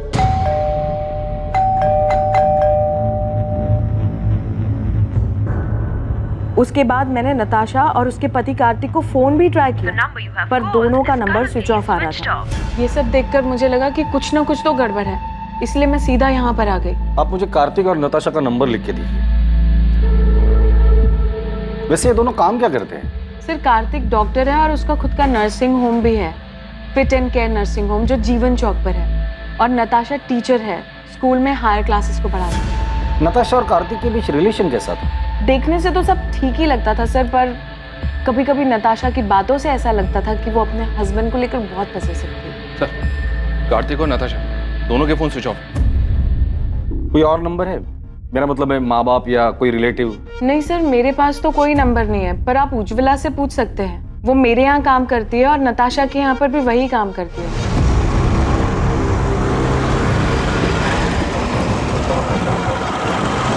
हाँ साहब, मैं ही नताशा दीदी और कार्तिक साहब के घर काम करने जाती हूँ। आज सुबह भी गई थी, उनका घर बंद था, लेकिन अक्सर ऐसा होता है कि वो लोग काम के लिए जल्दी निकल जाया करते थे, इसलिए साहब मुझे कुछ भी अजीब नहीं लगा। नताशा और कार्तिक के घर वालों के बारे में कुछ जानती हो? किसी का नंबर या पता है तुम्हारे पास? पता तो नहीं मालूम, लेकिन नताशा दीदी के माँ बाप गुरुग्राम में ही कहीं रहते हैं।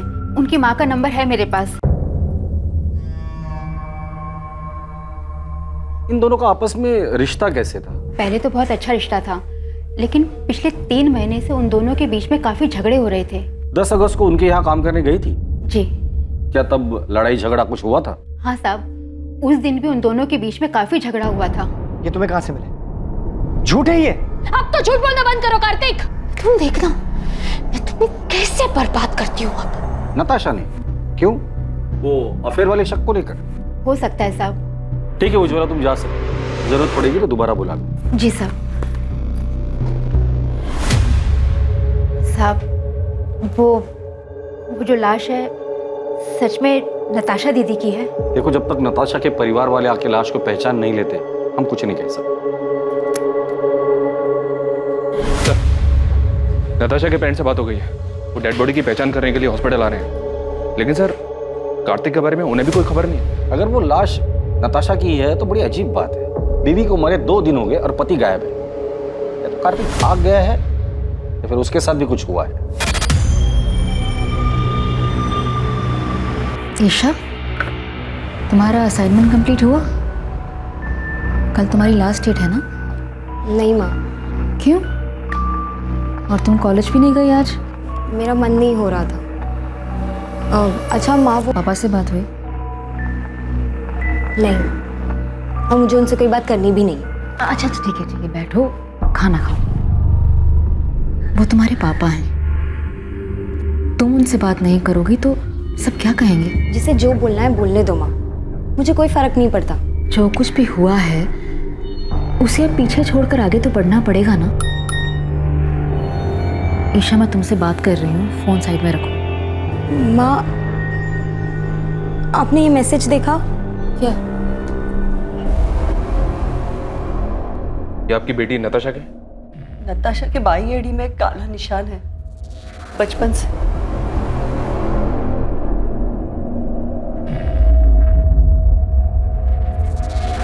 नताशा, नताशा, नताशा, सर 4 साल पहले नताशा को मलेरिया हुआ था। तब हमने कार्तिक के नर्सिंग होम में ही उसी की एडमिशन की थी। कार्तिक और नताशा पहली बार वहीं पे मिले थे। हमें उनके रिश्ते के बारे में बहुत बाद में पता चला। कार्तिक मुझसे 12 साल बड़ा हुआ तो क्या हुआ, उसे क्या फर्क पड़ता है? हम एक दूसरे से बहुत प्यार करते हैं, ये काफी नहीं है? नताशा, तुम अभी समझ नहीं रही हो। 12 साल बहुत होते हैं, और फिर कार्तिक की एक बार पहले शादी हो चुकी है। तुम्हें उससे बेहतर लड़का मिल जाएगा। मुझे बेहतर लड़का नहीं चाहिए पापा, मुझे बस कार्तिक चाहिए। मैं कार्तिक से प्यार करती हूँ। नताशा, तुम हर वक्त अपनी मनमानी नहीं कर सकती। आखिर समाज में भी हमारी कुछ इज्जत है। पापा प्लीज एक बार सोच कर तो देखो, कार्तिक में क्या कमी है? कार्तिक अच्छा लड़का है, अच्छा कमाता है, डॉक्टर है, और सबसे बड़ी बात, वो मुझसे बहुत प्यार करता है। Can I interrupt sir? Sir, मैं आपसे वादा करता हूँ मैं नताशा का ख्याल रखूँ।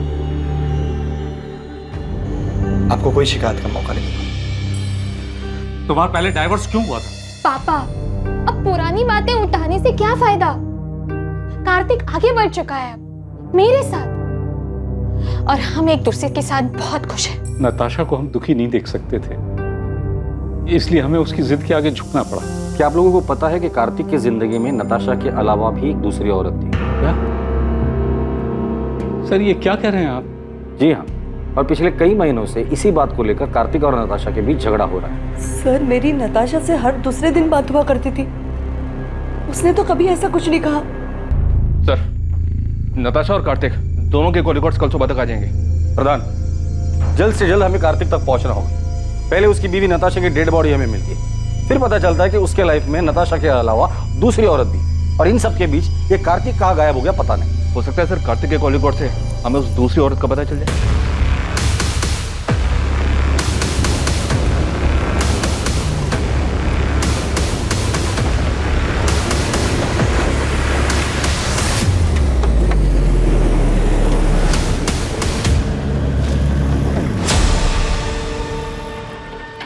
क्या भाई, कब से देख रहा हूँ पीछा कर रहा है मेरा। कौन है तू? अरे मेरा एक दोस्त है सतीश, मुझे लगा उसकी गाड़ी है। अबे कौन है सतीश? मैं किसी सतीश को नहीं जानता। पिछले 10 साल से ये गाड़ी मेरे पास है। ऐसे कैसे हो गया? नंबर तो वही है। अबे ये गाड़ी मेरी है, टाइम बर्बाद कर रहा है मेरा। चल निकल। फिर मुझसे ही गलती हुई होगी, नंबर गलत याद होगा, सॉरी। हाँ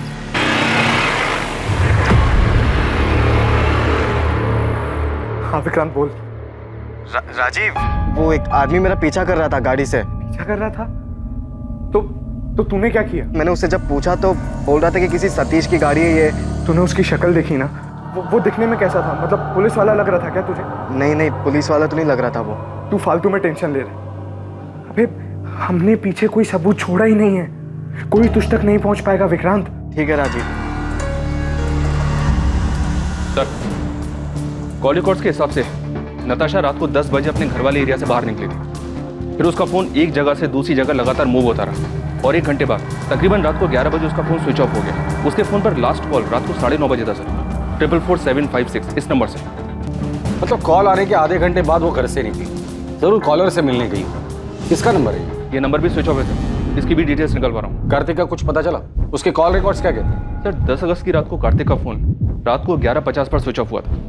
उसका last location new Delhi airport है। मतलब मर्डर करके सीधा भागने का प्लान था। सर कार्तिक के कॉल रिकॉर्ड में 2 नंबर्स और मिले, एक है मोना सहगल का और दूसरा है डॉक्टर अभय सचदेवा का। कार्तिक ने फोन स्विच ऑफ करने से जस्ट पहले इस डॉक्टर अभय सचदेवा को कॉल किया था। ये अभय उसी के नर्सिंग होम में उसके साथ काम करता है। और ये मोना? ये भी कार्तिक के नर्सिंग होम में नर्स है सर। कार्तिक और मोना के बीच पिछले 3 महीनों से काफी बातें हो रही थी। कार्तिक का जिसके साथ अफेयर चल रहा है वो दूसरी औरत मोना ही है। पता नहीं, इस मोना को पुलिस स्टेशन बुलाओ और तुम फिट एंड के नर्सिंग होम में जाकर डॉक्टर अभय से मिलो और कार्तिक के बारे में पता करो। नताशा का मर्डर हो गया? कब? कैसे? और कार्तिक, क्या उसे पता है? ये तो आप बेहतर बता सकते हैं। आप क्या कह रहे हैं सर? 10 अगस्त की रात को 10 से 12 के बीच नताशा का मर्डर होता है और उसी दौरान कार्तिक आपको कॉल करता है। काम हो गया? हाँ, हो गया। उसकी लास्ट लोकेशन एयरपोर्ट है और उसके बाद से उसका फोन स्विच ऑफ है। कहाँ छुपा हुआ है कार्तिक? सर कार्तिक सर मुंबई गए हैं मेडिकल कॉन्फ्रेंस के लिए। 10 तारीख की रात की उनकी फ्लाइट थी। मेडिकल कॉन्फ्रेंस के लिए गया तो फोन क्यों स्विच ऑफ? सर मुझे नहीं पता, बल्कि मैंने और अभय सर ने तो कई बार उनका नंबर ट्राई किया है। अच्छा, तुम्हारे और कार्तिक के बीच रिलेशन क्या है? वही सर जो एक डॉक्टर और नर्स के बीच में होता है। ये तुम दोनों के कॉल रिकॉर्ड। नर्सिंग होम में दिन भर काम करने के बाद हर रात इतनी देर किस बात पर डिस्कशन करते हो तुम दोनों? नताशा को मारने का प्लान तुम दोनों ने मिलकर बनाया था? नहीं सर, ऐसी कोई बात नहीं है। ऐसे कैसे कोई बात नहीं है डॉक्टर अभय? कार्तिक ने उस रात को लास्ट कॉल आपको ही किया था। जी वो नर्सिंग होम की सप्लाईज के बारे में बात करनी थी। क्या बात करनी थी? कंसाइनमेंट डिले हो गया था ना, उस बारे में। किस चीज का कंसाइनमेंट? कहाँ से आने वाला था और कब आने वाला था? जी वो डॉक्टर अभय, आप झूठ बोल रहे हैं। अभी आप हमें सीधी तरह से बताइए कि कार्तिक ने नताशा के मर्डर के बारे में आपको क्या बोला? आप गलत समझ रहे हैं सर। मैं आपको सब सच सच बताता हूँ। हमारे हॉस्पिटल की एक नर्स ने एक पेशेंट को गलत दवाई दे दी थी, जिस वजह से उसकी कंडीशन बहुत सीरियस हो सकती थी। वो तो फॉर्चुनेटली टाइम पे पता चल गया और सब संभल गया। सर यही चेक करने, कंफर्म करने के लिए कार्तिक ने मुझे कॉल किया था। तो मतलब मर्डर के साथ साथ आप लोग मेडिकल नेग्लिजेंसी को भी कवर अप करते हैं? हाँ सर, मैं मानती हूँ कि मेरा और कार्तिक का अफेयर है, लेकिन नताशा के मर्डर के बारे में मुझे कुछ भी नहीं पता। तो मर्डर वाली रात तुम दोनों साथ में क्या कर रहे थे? तुम दोनों की सेल लोकेशन से साफ पता चलता है कि मर्डर वाली रात तुम दोनों रात 9 बजे से लेकर 11 बजे तक साथ में थे। एक्चुअली हम लोग ब्लू मून होटल में थे। लेकिन नताशा को हमारी फोटोज कहाँ से मिली? यही तो मेरी समझ में भी नहीं। धमकी भी दे रखी है मुझे, तो मुझे बर्बाद कर देगी। तो अब आगे क्या करना है? इससे पहले कि नताशा नाम का सरदर्द नासुर बने, मुझे इसका जड़ से इलाज करना होगा। तो नताशा से छुटकारा पाने के लिए कार्तिक ने नताशा को रास्ते से ही हटा दिया? सर उस रात मैं और कार्तिक साथ में ड्रिंक कर रहे थे। नताशा ने जीना मुश्किल कर दिया। हर रोज नए ड्रामे करती है। आज तो पता नहीं कहाँ से उसे मेरे और मोना के फोटोज हाथ लगे। लेकिन उसके पास फोटोग्राफ्स आए कहाँ से?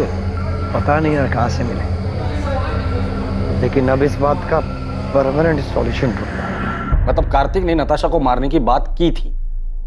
सर मुझे नहीं पता कि कार्तिक ने ऐसा क्यों कहा, उसके कहने का क्या मतलब था, लेकिन मैं कार्तिक को अच्छे से जानती हूँ।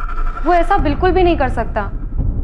सर हमने हमारे रिलेशन को सीक्रेट रखा था। अगर किसी को ये बात पता थी तो वो बस डॉक्टर अभय है। तो क्या वो पिक्चर्स डॉक्टर अभय ने नताशा को भेजी? नहीं सर, भला मैं क्यों नताशा को कार्तिक और मोना के पिक्चर्स दूंगा? वो पहले इतना परेशान था। रही बात नताशा के मर्डर की, तो सर मुझे नहीं लगता कार्तिक ऐसा कुछ करेगा। कार्तिक मुंबई में जिस मेडिकल कॉन्फ्रेंस के लिए गया है, वहाँ किसी को बोल के उससे बात कर सकते हैं आप? सर कार्तिक का पता चल गया है, वो अभी मुंबई में ही है। बात हो गई है उससे, वो यहाँ गुरुग्राम के लिए निकल रहा है। कार्तिक को तो पता ही नहीं है कि उसकी वाइफ नताशा का मर्डर हो चुका है। जब उसको बताया काफी चौंक गया था। क्या वाकई में कार्तिक सच बोल रहा था? क्या वाकई उसे नताशा की मर्डर की कोई खबर नहीं थी? और अगर कार्तिक को इस बारे में कुछ पता नहीं था तो उसने पिछले 2 दिन से अपना फोन क्यों ऑफ कर रखा था? या फिर यह हत्या कार्तिक की तरफ से एक परफेक्ट मर्डर था, जिसमें हत्या के वक्त उसका गुरुग्राम से बाहर मुंबई में होना सिर्फ उसकी प्लानिंग का एक हिस्सा था ताकि वो आरोपों से बच सके? इन सारे सवालों के जवाब पुलिस को सिर्फ कार्तिक से मिल सकते थे। कितनी बार बताऊं सर, मैंने फोन स्विच ऑफ नहीं किया था। मोना से मिलने के बाद मैं कैब लेकर एयरपोर्ट के लिए निकला था और गलती से फोन कैब में छूट गया। नताशा से पहले भी तुम्हारी एक शादी हुई थी, वो बीवी कहाँ है? उसकी डेथ हो चुकी है। उसी के बाद मैंने नताशा के साथ शादी की। नताशा के माँ बाप को झूठ क्यों बोला था कि तुम्हारा डिवोर्स हुआ है? मैंने झूठ नहीं बोला, नताशा ने बोला था। वो क्यों झूठ बोले? मैं कैसे बता सकता हूँ? 10 अगस्त की रात जब तुम तुम्हारे दोस्त अभय के साथ ड्रिंक कर रहे थे, तब तुमने कहा था कि नताशा का परमानेंट सॉल्यूशन ढूंढना है। अब इस बात का परमानेंट सॉल्यूशन ढूंढना होगा। और यही बात तुमने मोना से भी कही थी मर्डर वाली रात। इससे पहले कि नताशा नाम का सरदर्द नासुर बने, मुझे इसका जड़ से इलाज करना। मेरे कहने का मतलब ये नहीं था सर, मैं डिवोर्स की बात कर रहा था। मैं नताशा से मिलकर आउट ऑफ कोर्ट सेटलमेंट करने की बात कर रहा था। तो इस मर्डर में तुम्हारा कोई हाथ नहीं। मैं नताशा का मर्डर क्यों करूंगा सर? और कोई है जो नताशा को मारना चाहता हो? मुझे इस बारे में नहीं पता सर, लेकिन सर हमारी शादी से पहले नताशा का एक दोस्त हुआ करता था, अमृत। वो उसे बहुत पसंद भी करता था। इनफैक्ट हमारी शादी के बाद उसने नताशा के साथ बात करना भी बंद कर दिया था। हाँ सर, मैंने उससे बात करनी बंद कर दी थी क्योंकि मैं नताशा को पसंद करता था, लेकिन नताशा कार्तिक से प्यार करती थी। उस वक्त मैं ये देख नहीं पाया और मैंने उससे बात करनी बंद कर दी। और फिर 3 साल बाद तुम दोनों में बातें शुरू हो गई। तुम्हें लगा इस बार तुम्हारा चांस लगेगा, क्योंकि नताशा कार्तिक से नाराज थी। तूने बात करने की कोशिश की, लेकिन नताशा ने मना कर दिया और इसलिए गुस्से में आकर तुमने नताशा को मार डाला। सर मैंने किसी को नहीं मारा और ना ही मैं नताशा से प्यार करता था। 3 महीने पहले इत्तेफाकन वो मुझे एक सोशल नेटवर्क की साइट पे मिली। हमारी बातचीत हुई और नंबर एक्सचेंज किया। चल मान लेते कि तू जो कुछ भी बोल रहा है वो सच बोल रहा है। नताशा तुम्हारी अच्छी दोस्त थी, काफी बातें शेयर हुई होगी। तुम्हें क्या लगता है नताशा को किसने मारा होगा? सर वो सब मुझे नहीं पता, लेकिन मैं इतना बता सकता हूँ कि नताशा ने तय कर लिया था कि वो कार्तिक के ऊपर चीटिंग का केस करे। उसे बर्बाद करना चाहती थी। हो सकता है कार्तिक उसे अपने रास्ते से हटाना चाहता है।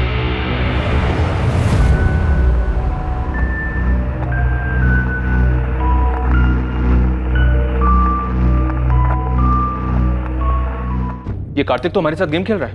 मतलब? इसने हमसे कहा था कि इसकी एक्स वाइफ की डेथ हो चुकी है। तो क्या वो जिंदा है? वो जिंदा ही नहीं है सर, वो नताशा के क्रिमेशन में भी आई थी। कार्तिक ने हमसे ये क्यों कहा कि उसके एक्स वाइफ की डेथ हो चुकी है?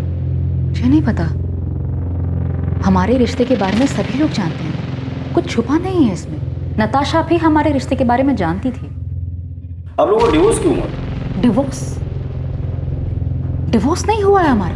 मतलब आप दोनों का डिवोर्स नहीं हुआ था और उसके बावजूद कार्तिक ने नताशा से शादी कर ली थी। मैं जानता हूं तुम्हें हर्ट कर रहा हूं, लेकिन अब और धोखे में रखना नहीं चाहता। कार्तिक, हम तो एक साथ खुश थे ना, फिर ये अचानक से क्या हो गया? पल्लवी, मैं नताशा को शादी करने का वादा कर चुका हूं। कार्तिक अपना मन बना चुका था। वो नताशा से प्यार करता था और मेरे पास उसे रोकने की कोई वजह बची नहीं थी। आप दोनों की शादी कब हुई थी? 2007 में लव मैरिज थी। दोनों का कोई बच्चा? अच्छा माँ, वो पापा से बात हुई? वैसे नताशा की वजह से आप दोनों की शादी टूटी थी, तो नताशा के लिए आपके दिल में रंजिश तो रही होगी। नताशा के लिए रंजिश रखकर मैं क्या करती? मैंने जो किया था उसका किया तो भुगतना ही था। मतलब मैं कार्तिक की पहली बीवी नहीं हूँ ना, मैं उसकी दूसरी बीवी हूँ। क्या? तो उसकी पहली बीवी कौन है और कहाँ है? गीता नाम है उसका, रोहतक से है वो। जब कार्तिक मुझसे मिला था वो शादीशुदा था।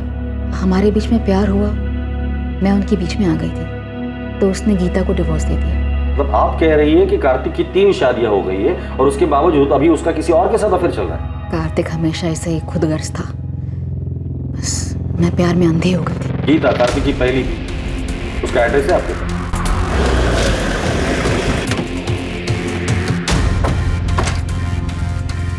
जगदीश अग्रवाल। हाँ सर मैं ही हूँ, लेकिन आप क्यों पूछ रहे हैं? 444756 ये तेरा नंबर है ना? हाँ सर, मैंने फ्री इंटरनेट के लिए लिया था। उसके फोन पर लास्ट कॉल रात को 9:30 बजे था सर। 444756 इस नंबर से। ये नंबर भी स्विच ऑफ है सर, इसकी भी डिटेल्स निकलवा रहा हूँ।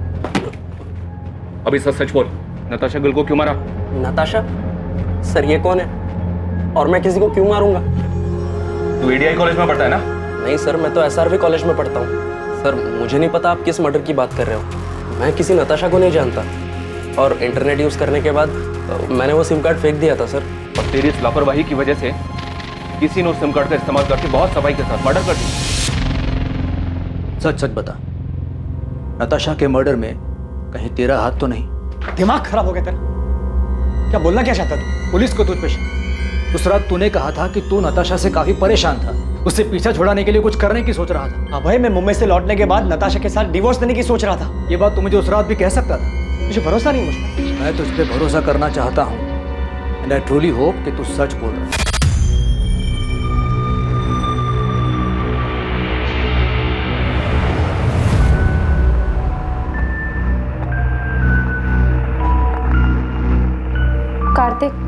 पुलिस को अब भी तुम पर शक है क्या? उनका शक इतनी जल्दी खत्म नहीं होगा। तो अब आगे क्या करना है?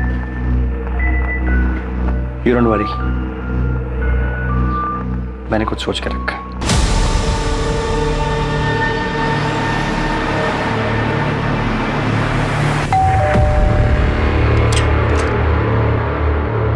गीता कक्कड़ जी। जी, कार्तिक और मेरी शादी तो बहुत ही कम उम्र में करा दी गई थी और जैसे ही उसकी पढ़ाई कंप्लीट हुई तो दिल्ली के एक हॉस्पिटल में उसकी जॉब भी लग गई। पहले तो हफ्ता 2 हफ्ते में अक्सर वो घर चला आया करता था, लेकिन फिर धीरे धीरे हफ्ते महीने में बदल गए। आपका और कार्तिक का डिवोर्स कब हुआ? 2007 जब कार्तिक दिल्ली में था तब उसकी मुलाकात पल्लवी से हुई। मुझे तो उनके रिश्ते की कोई भनक भी नहीं थी, लेकिन फिर अचानक कार्तिक ने सामने से आके मुझे सब कुछ बता दिया। इसलिए जब उसने मुझसे डिवोर्स मांगा तो मैंने मना नहीं किया। कार्तिक का काम अच्छा चल रहा था तो मुझे लगा कि वो हमारी बेटी को एक अच्छी जिंदगी दे पाएगा, इसलिए मैंने हमारी बेटी की कस्टडी उसे सौंप दी। आपकी और कार्तिक की एक बेटी भी है? जी हाँ, ईशा गिल। और वो अपने पापा कार्तिक और पल्लवी के साथ ही तो रहती है। लेकिन कार्तिक और पल्लवी दोनों ने हमें ईशा के बारे में तो कुछ नहीं बताया। कार्तिक आखिर झूठ क्यों बोल रहा था? क्या वो खुद को बचाना चाहता था या फिर किसी और को? पल्लवी से मेरी शादी हुई तब ईशा 7 साल की थी। शुरुआत से ही मैंने ईशा को अपनी बेटी माना था। मैंने और कार्तिक ने दोनों ने मिलकर इसे बड़ा किया है। लेकिन फिर पापा की जिंदगी में नताशा आई और सब कुछ बिखर गया। मैं ईशा को अपने साथ रखना चाहता था, उसे कभी छोड़ना नहीं चाहता था। लेकिन मैं माँ को छोड़कर कहीं नहीं जाना चाहती थी, खासकर उस नताशा के साथ रहने के लिए, जिसकी वजह से मेरी माँ को इतनी ठेस पहुंची। मैंने वो घर छोड़ा था लेकिन ईशा को कभी नहीं छोड़ा। वो मेरी इकलौती औलाद है। मेरे लिए मेरी फैमिली सिर्फ मेरी माँ है सर, और कोई भी नहीं। और अगर पापा को मेरी इतनी चिंता होती तो वो मुझे छोड़कर कभी नहीं जाते। कार्तिक, पल्लवी और ईशा तीनों से बात करके सिर्फ फैमिली ड्रामा सामने आ रहा है। अभी तक हमारे पास किसी के खिलाफ कोई सबूत भी नहीं है और ना ही कोई वजह। सर, कार्तिक के कॉल रिकॉर्ड्स के हिसाब से भी उसकी और नताशा की लोकेशंस अलग अलग है। मैंने पल्लवी और ईशा के कॉल रिकॉर्ड्स भी स्टडी की। इंसिडेंट के वक्त ये दोनों घर पर ही थे। इनके अलावा डॉक्टर अभय, नताशा का फ्रेंड अमृत और नर्स मोना, इनके खिलाफ भी कुछ नहीं मिला। तो प्रधान, नताशा को मारा किसने? किसने की होगी इतनी जबरदस्त प्लानिंग जो हमारे हाथ ही नहीं लग रहे? साहब अंदर आऊं क्या? आजा बहादुर, कुछ अच्छी खबर है तो बता। साहब, हमने गुरुग्राम में आपकी सफेद कार को पूरी तरह छान मारा, लेकिन किसी भी कार पे वो स्टिकर नहीं दिखा सर। यहाँ तक कि एनसीआर इलाके में भी ढूंढा, लेकिन वो स्टिकर वाली कार नहीं दिखी सर। और नताशा के गहनों के बारे में कुछ पता चला? अभी मार्केट में आए नहीं है। और सर, वो सुपारी वाले एंगल से भी कुछ मिला नहीं। तुमने कहा था कि गुड़गांव में 3 ओजोन 800 सफेद कार्स हैं, लेकिन किसी पर भी स्टिकर नहीं है, पता है मुझे। उन कार और उसका नाम और एड्रेस है तुम्हारे पास? हाँ साहब, वो तो मैंने पहले ही पता कर लिया। मुझे लगता है कातिल ने वो रेडियम स्टिकर निकाल दिया होगा। प्रधान, इन तीनों की हिस्ट्री निकालो और उठाकर लेकर आओ। मुझे लगता है इन तीनों में से कोई एक तो हमारे काम का आदमी है।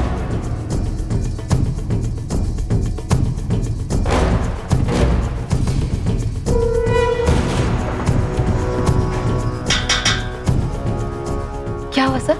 विक्रांत मेरा बेटा है। कहाँ है? वो तो गैरेज में गया है काम करने। विक्रांत जहाँ काम करता है वहाँ का एड्रेस दीजिए। सब क्या हुआ है मुझे?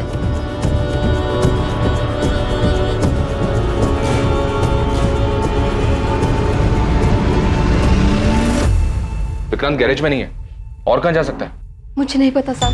सर, ये देखिए सर, ये विक्रांत के कमरे से मिला है। जूतों के डब्बों में छुपा कर रखा गया था। और सर, विक्टिम के पति ने जो हमें फोटोज दी थी उससे ये मैच करता है सर।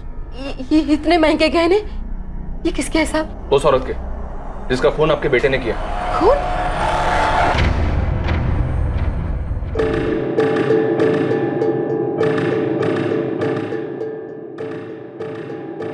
हाँ विक्रांत बोल।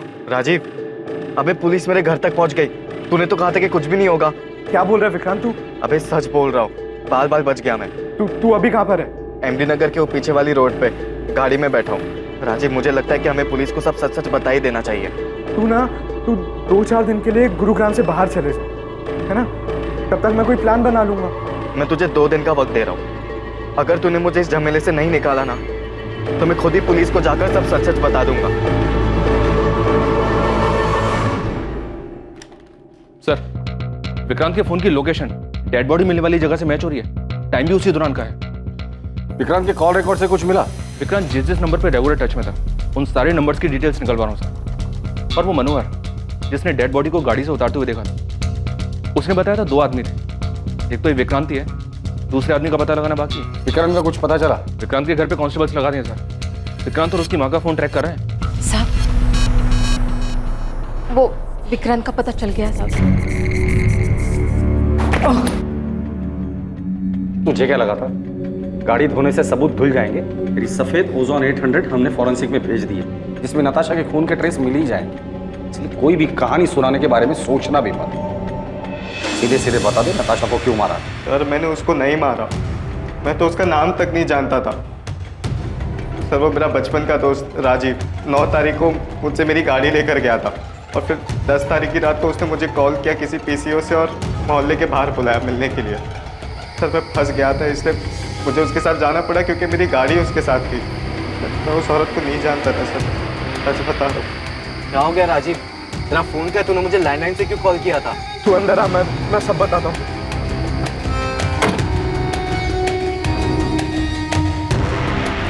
राजीव तू इतना बौखलाया हुआ क्यों है?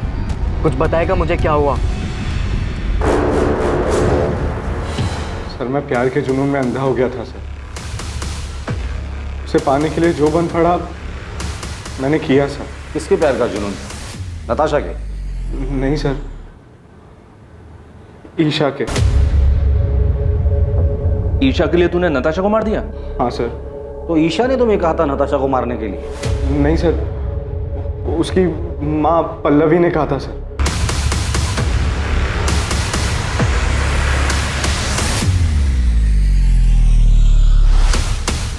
पल्लवी मुझे बिल्कुल पसंद नहीं करती थी क्योंकि मैं उसकी बेटी के स्टेटस के बराबर नहीं था। मैं और राजीव पिछले 6 महीने से डेट कर रहे थे, पर माँ हमारे रिश्ते से खुश नहीं थी। तकरीबन 1-1.5 महीने पहले मैंने राजीव को घर बुलाया था लंच पर, ताकि माँ उसे और जान सके। जब मैंने राजीव को घर पे देखा तो मुझे लगा कि इस मर्डर को अंजाम देने में मैं उसका इस्तेमाल कर सकती हूँ। इसलिए मैंने उसके सामने एक शर्त रखी। तुम अगर ईशा के साथ रहना चाहते हो, मेरा एक काम करना पड़ेगा। मैं आपकी बेटी से प्यार करता हूँ और ईशा के साथ के लिए मैं कुछ भी करने के लिए तैयार हूँ। किसी की जान ले सकते हो? माँ, इस सब में आप राजीव को क्यों खींच रही हो? तुम्हारे साथ रहना चाहता है ना, तुम्हारा साथ नहीं दे सकता। राजीव नताशा को मारने के लिए तैयार था, ईशा नहीं चाहती थी कि वो किसी पछड़े में पड़े। मैं उसका इस्तेमाल नहीं कर सकती। हाँ, अगर वो तुमसे प्यार करता है तो तुम्हारे लिए इतना तो कर ही सकता है। लेकिन माँ, आप ऐसे कैसे किसी और की लाइफ डेंजर में डाल सकती हो? उसका तो इन सब से कोई लेना देना भी नहीं है। थोड़ा अकल से काम लो ईशा। कल को अगर नताशा के मर्डर की बात पुलिस तक पहुंच भी जाती है तो राजीव पर हम सारा ब्लेम डाल सकते हैं। माँ, अगर ये सब बात आप ना ही करो तो बेहतर होगा। राजीव पर प्यार का भूत सवार था। वो किसी भी तरह हमारे रिश्ते पर माँ की हामी चाहता था, इसलिए उसने मेरे लिए अपने सर पर इतना बड़ा खतरा उठा लिया। वो तो उसे करना ही था, बेवकूफ़ है वो। नताशा को कैसे मारा और क्यों? नताशा को मारने के लिए उसे उसके घर से बाहर निकालना ज़रूरी था और मेरे कुछ भी कहने से वो घर से बाहर निकलने वाली थी नहीं। उसे कुछ मजबूत चारा देने की ज़रूरत थी और फिर मैंने उसे वो चारा दी। ईशा की माँ कार्तिक और मोना के बारे में सब जानती थी, उसे सब पता था उनके अफेयर के बारे में।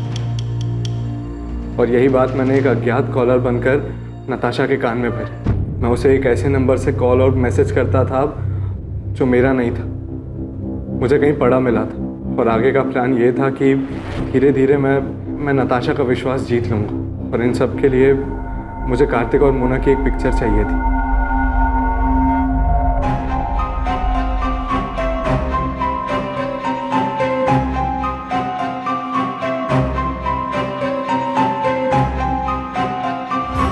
प्लान के मुताबिक 10 अगस्त को राजीव ने वो फोटोज उसे दिखाए। मुझे पता था नताशा वो फोटोज देखकर बहुत अपसेट होगी। फिर रात 9:30 बजे मैंने नताशा को कॉल कर मिलने बुलाया। मैंने कहा कि मुझे पता है कार्तिक कहाँ है और किसके साथ है और 1 लाख रुपए के बदले में मैं उसे वहाँ ले जा सकता हूँ। और नताशा कार्तिक को रंगे हाथों पकड़ना चाहती थी। वो तुरंत राजी हो गई। फिर थोड़ी देर बाद ही मैंने नताशा को मार्केट रोड के चौराहे से पिक किया। कहाँ है कार्तिक? किसके साथ है? मैं आपको वहीं लेके जा रहा हूँ। आप पैसे लाए हो? हाँ, पूरे 1 लाख है, पर काम हो जाने के बाद। ये कहाँ लेके आ गए हो तुम मुझे? यहाँ जंगल के बीच में तुमने गाड़ी क्यों रोक दी? बस 1 मिनट। पल्लवी, ईशा, तुम दोनों यहाँ पे क्या कर रहे हो? क्राइम कैसे हुआ ये तो आपने हमें बता दिया, पर एक सवाल अब भी बाकी है पल्लवी जी। क्यों? वजह क्या थी नताशा को मारने की? कार्तिक मेरा था, कानूनी तौर से भी और मन से भी। वो मेरा पति था और नताशा ने उसे मुझसे छीन लिया था, इसलिए मुझे उसको अपने रास्ते से हटाना था। लेकिन आप दोनों तो बहुत साल पहले अलग हुए थे, तो फिर क्यों? क्योंकि मैं कार्तिक को बहुत अच्छी तरह से जानती हूँ। शादी के दौरान भी उसकी कई सारे अफेयर्स हुए, पर हर बार वो मेरे पास लौट कर आया था। और नताशा आने के बाद वो लौट कर नहीं आया? हाँ, पता नहीं उसने क्या जादू कर दिया था। जब पहली बार मुझे कार्तिक ने बताया नताशा के बारे में कि वो उसे शादी करना चाहता है, तो मैंने उसकी बात मानी नहीं। कि मुझे तब भी उम्मीद थी कि वो मेरे पास वापस लौट कर आएगा, पर उसने शादी की और तब मुझे बहुत बड़ा धक्का लगा। माँ इस बात को मान ही नहीं रही थी कि पापा ने शादी कर ली। उन दिनों इन्हें संभालना बहुत मुश्किल हो गया था, जैसे इन्होंने अपना संतुलन ही खो दिया हो। और इन सब के जिम्मेदार मेरे पापा थे, इसलिए मैं उनसे आज भी उतनी ही नफरत करती। धीरे धीरे सब ठीक होने लगा था, माँ की तबीयत भी संभलने लगी थी, पर कार्तिक गिल को हमारी खुशियां कहाँ मंजूर थी। कार्तिक, इतनी देर रात तुम यहाँ क्या कर रहे हो? पल्लवी, मैं तुमसे सॉरी। सॉरी पल्लवी। अंदर आराम से, आराम से। क्या हालत बना रखी है तुमने? Miss you Pallavi, I miss you. क्या कह रहे हो तुम ये? सच बोलो, मेरी जिंदगी में तुम्हारी जगह और कोई नहीं ले सकता। इतने सालों बाद अब तुम्हें मेरी याद आई है? तुम ही तो गए थे ना मुझे छोड़कर। गलती हो गई मुझसे, मैं देखो आज वापस भी तो आया हूँ। आज मेरे पास सब कुछ, नताशा, मोना, फिर भी मैं बहुत अकेला हूँ। I love you, I love you। Kartik के साथ वो रात गुजारने के बाद मेरी समझ में आ गया था कि कार्तिक अब भी मुझसे प्यार करता है और नताशा ही हमारे रास्ते का कांटा थी। इसलिए नताशा को रास्ते से हटाने का प्लान तुमने बना लिया और उसमें ईशा को भी शामिल कर लिया। क्या माँ, आपको समझ भी रहा है आप क्या सोच रही हो? तुम नहीं समझ रही हो मैं क्या बोल रही हूँ। नताशा के जाने के बाद सब कुछ पहले जैसा हो जाएगा। हम सब लोग खुशी खुशी रहने लग जाएंगे।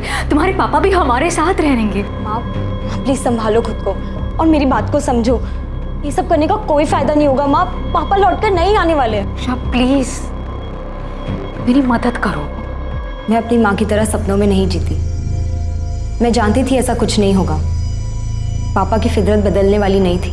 जब तुम्हें ये सब कुछ पता था तो माँ का साथ क्यों दिया? क्योंकि ये मेरी माँ है। बचपन से सिर्फ इन्होंने ही मुझे प्यार दिया है। मेरे अपने माँ बाप तक को मेरी कोई फिक्र नहीं है। इन्होंने कभी मुझे अकेला नहीं छोड़ा। और जहाँ तक बात नताशा की थी, तो मेरी माँ की हालत की जिम्मेदार वही है। उसी ने हमारा घर तोड़ा था। सच कहूं, उसे मारने का मुझे कोई गम नहीं। तुम लोगों की जिंदगी अच्छे से कट रही थी। तुम दोनों को देखकर कोई नहीं कहेगा कि ईशा तुम्हारी असली बेटी नहीं है, तुम उसकी असली माँ नहीं। इतना सब कुछ अच्छे से चल रहा था, वो एक झटके में तुमने खत्म कर दिया। एक ऐसे आदमी के लिए जिसने बार बार ये साबित किया है कि वो तुम्हारा ही नहीं किसी का भी अच्छा पति बन ही नहीं सकता। और तुम्हारा घर नताशा ने नहीं तोड़ा है, कार्तिक, जिसे अपना घर, परिवार की या शादी इस शब्द की इज्जत करने आती ही नहीं है। बेटा, ये तुमने क्या कर दिया? क्यों किया ऐसा? नताशा ने तुम लोगों का क्या बिगाड़ा था? नताशा ने नहीं, आपने बिगाड़ा। शौक क्यों हो रहे हैं? शादी और रिश्तों का मजाक बनाना तो आपकी आदत है ना। किसी के साथ रहना नहीं रहना ये तो आपकी मर्जी है। जब जी चाहा तब आप वापस आ गए और जब जी चाहा तब छोड़ दिया। पहले गीता, फिर माँ, नताशा और अब मोना, उसके साथ भी आप यही करेंगे ना? न जाने कितनी लड़कियों के साथ आपने सेम ड्रामा किया होगा। आपको तो ये भी नहीं पता कि इन सब चीजों का मुझ पे कितना बुरा असर पड़ा है। मुझे तो शर्म आती है कि मैं आपकी बेटी हूं।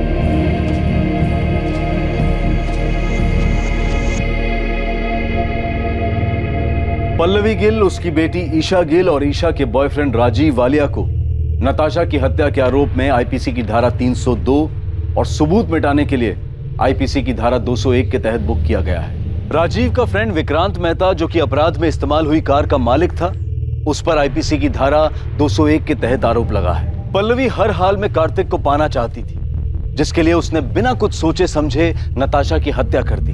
पल्लवी भावनात्मक रूप से उस हद तक पहुंच गई थी जहां तर्क और समझदारी बेकार लगने लगे थे, जहां पल्लवी को अपराध ही एकमात्र जरिया दिखाई दे रहा था और उसने इस जुर्म में ईशा को भी भागीदार बना लिया। बेशक पल्लवी गलत थी, लेकिन वो अकेली गलत नहीं थी।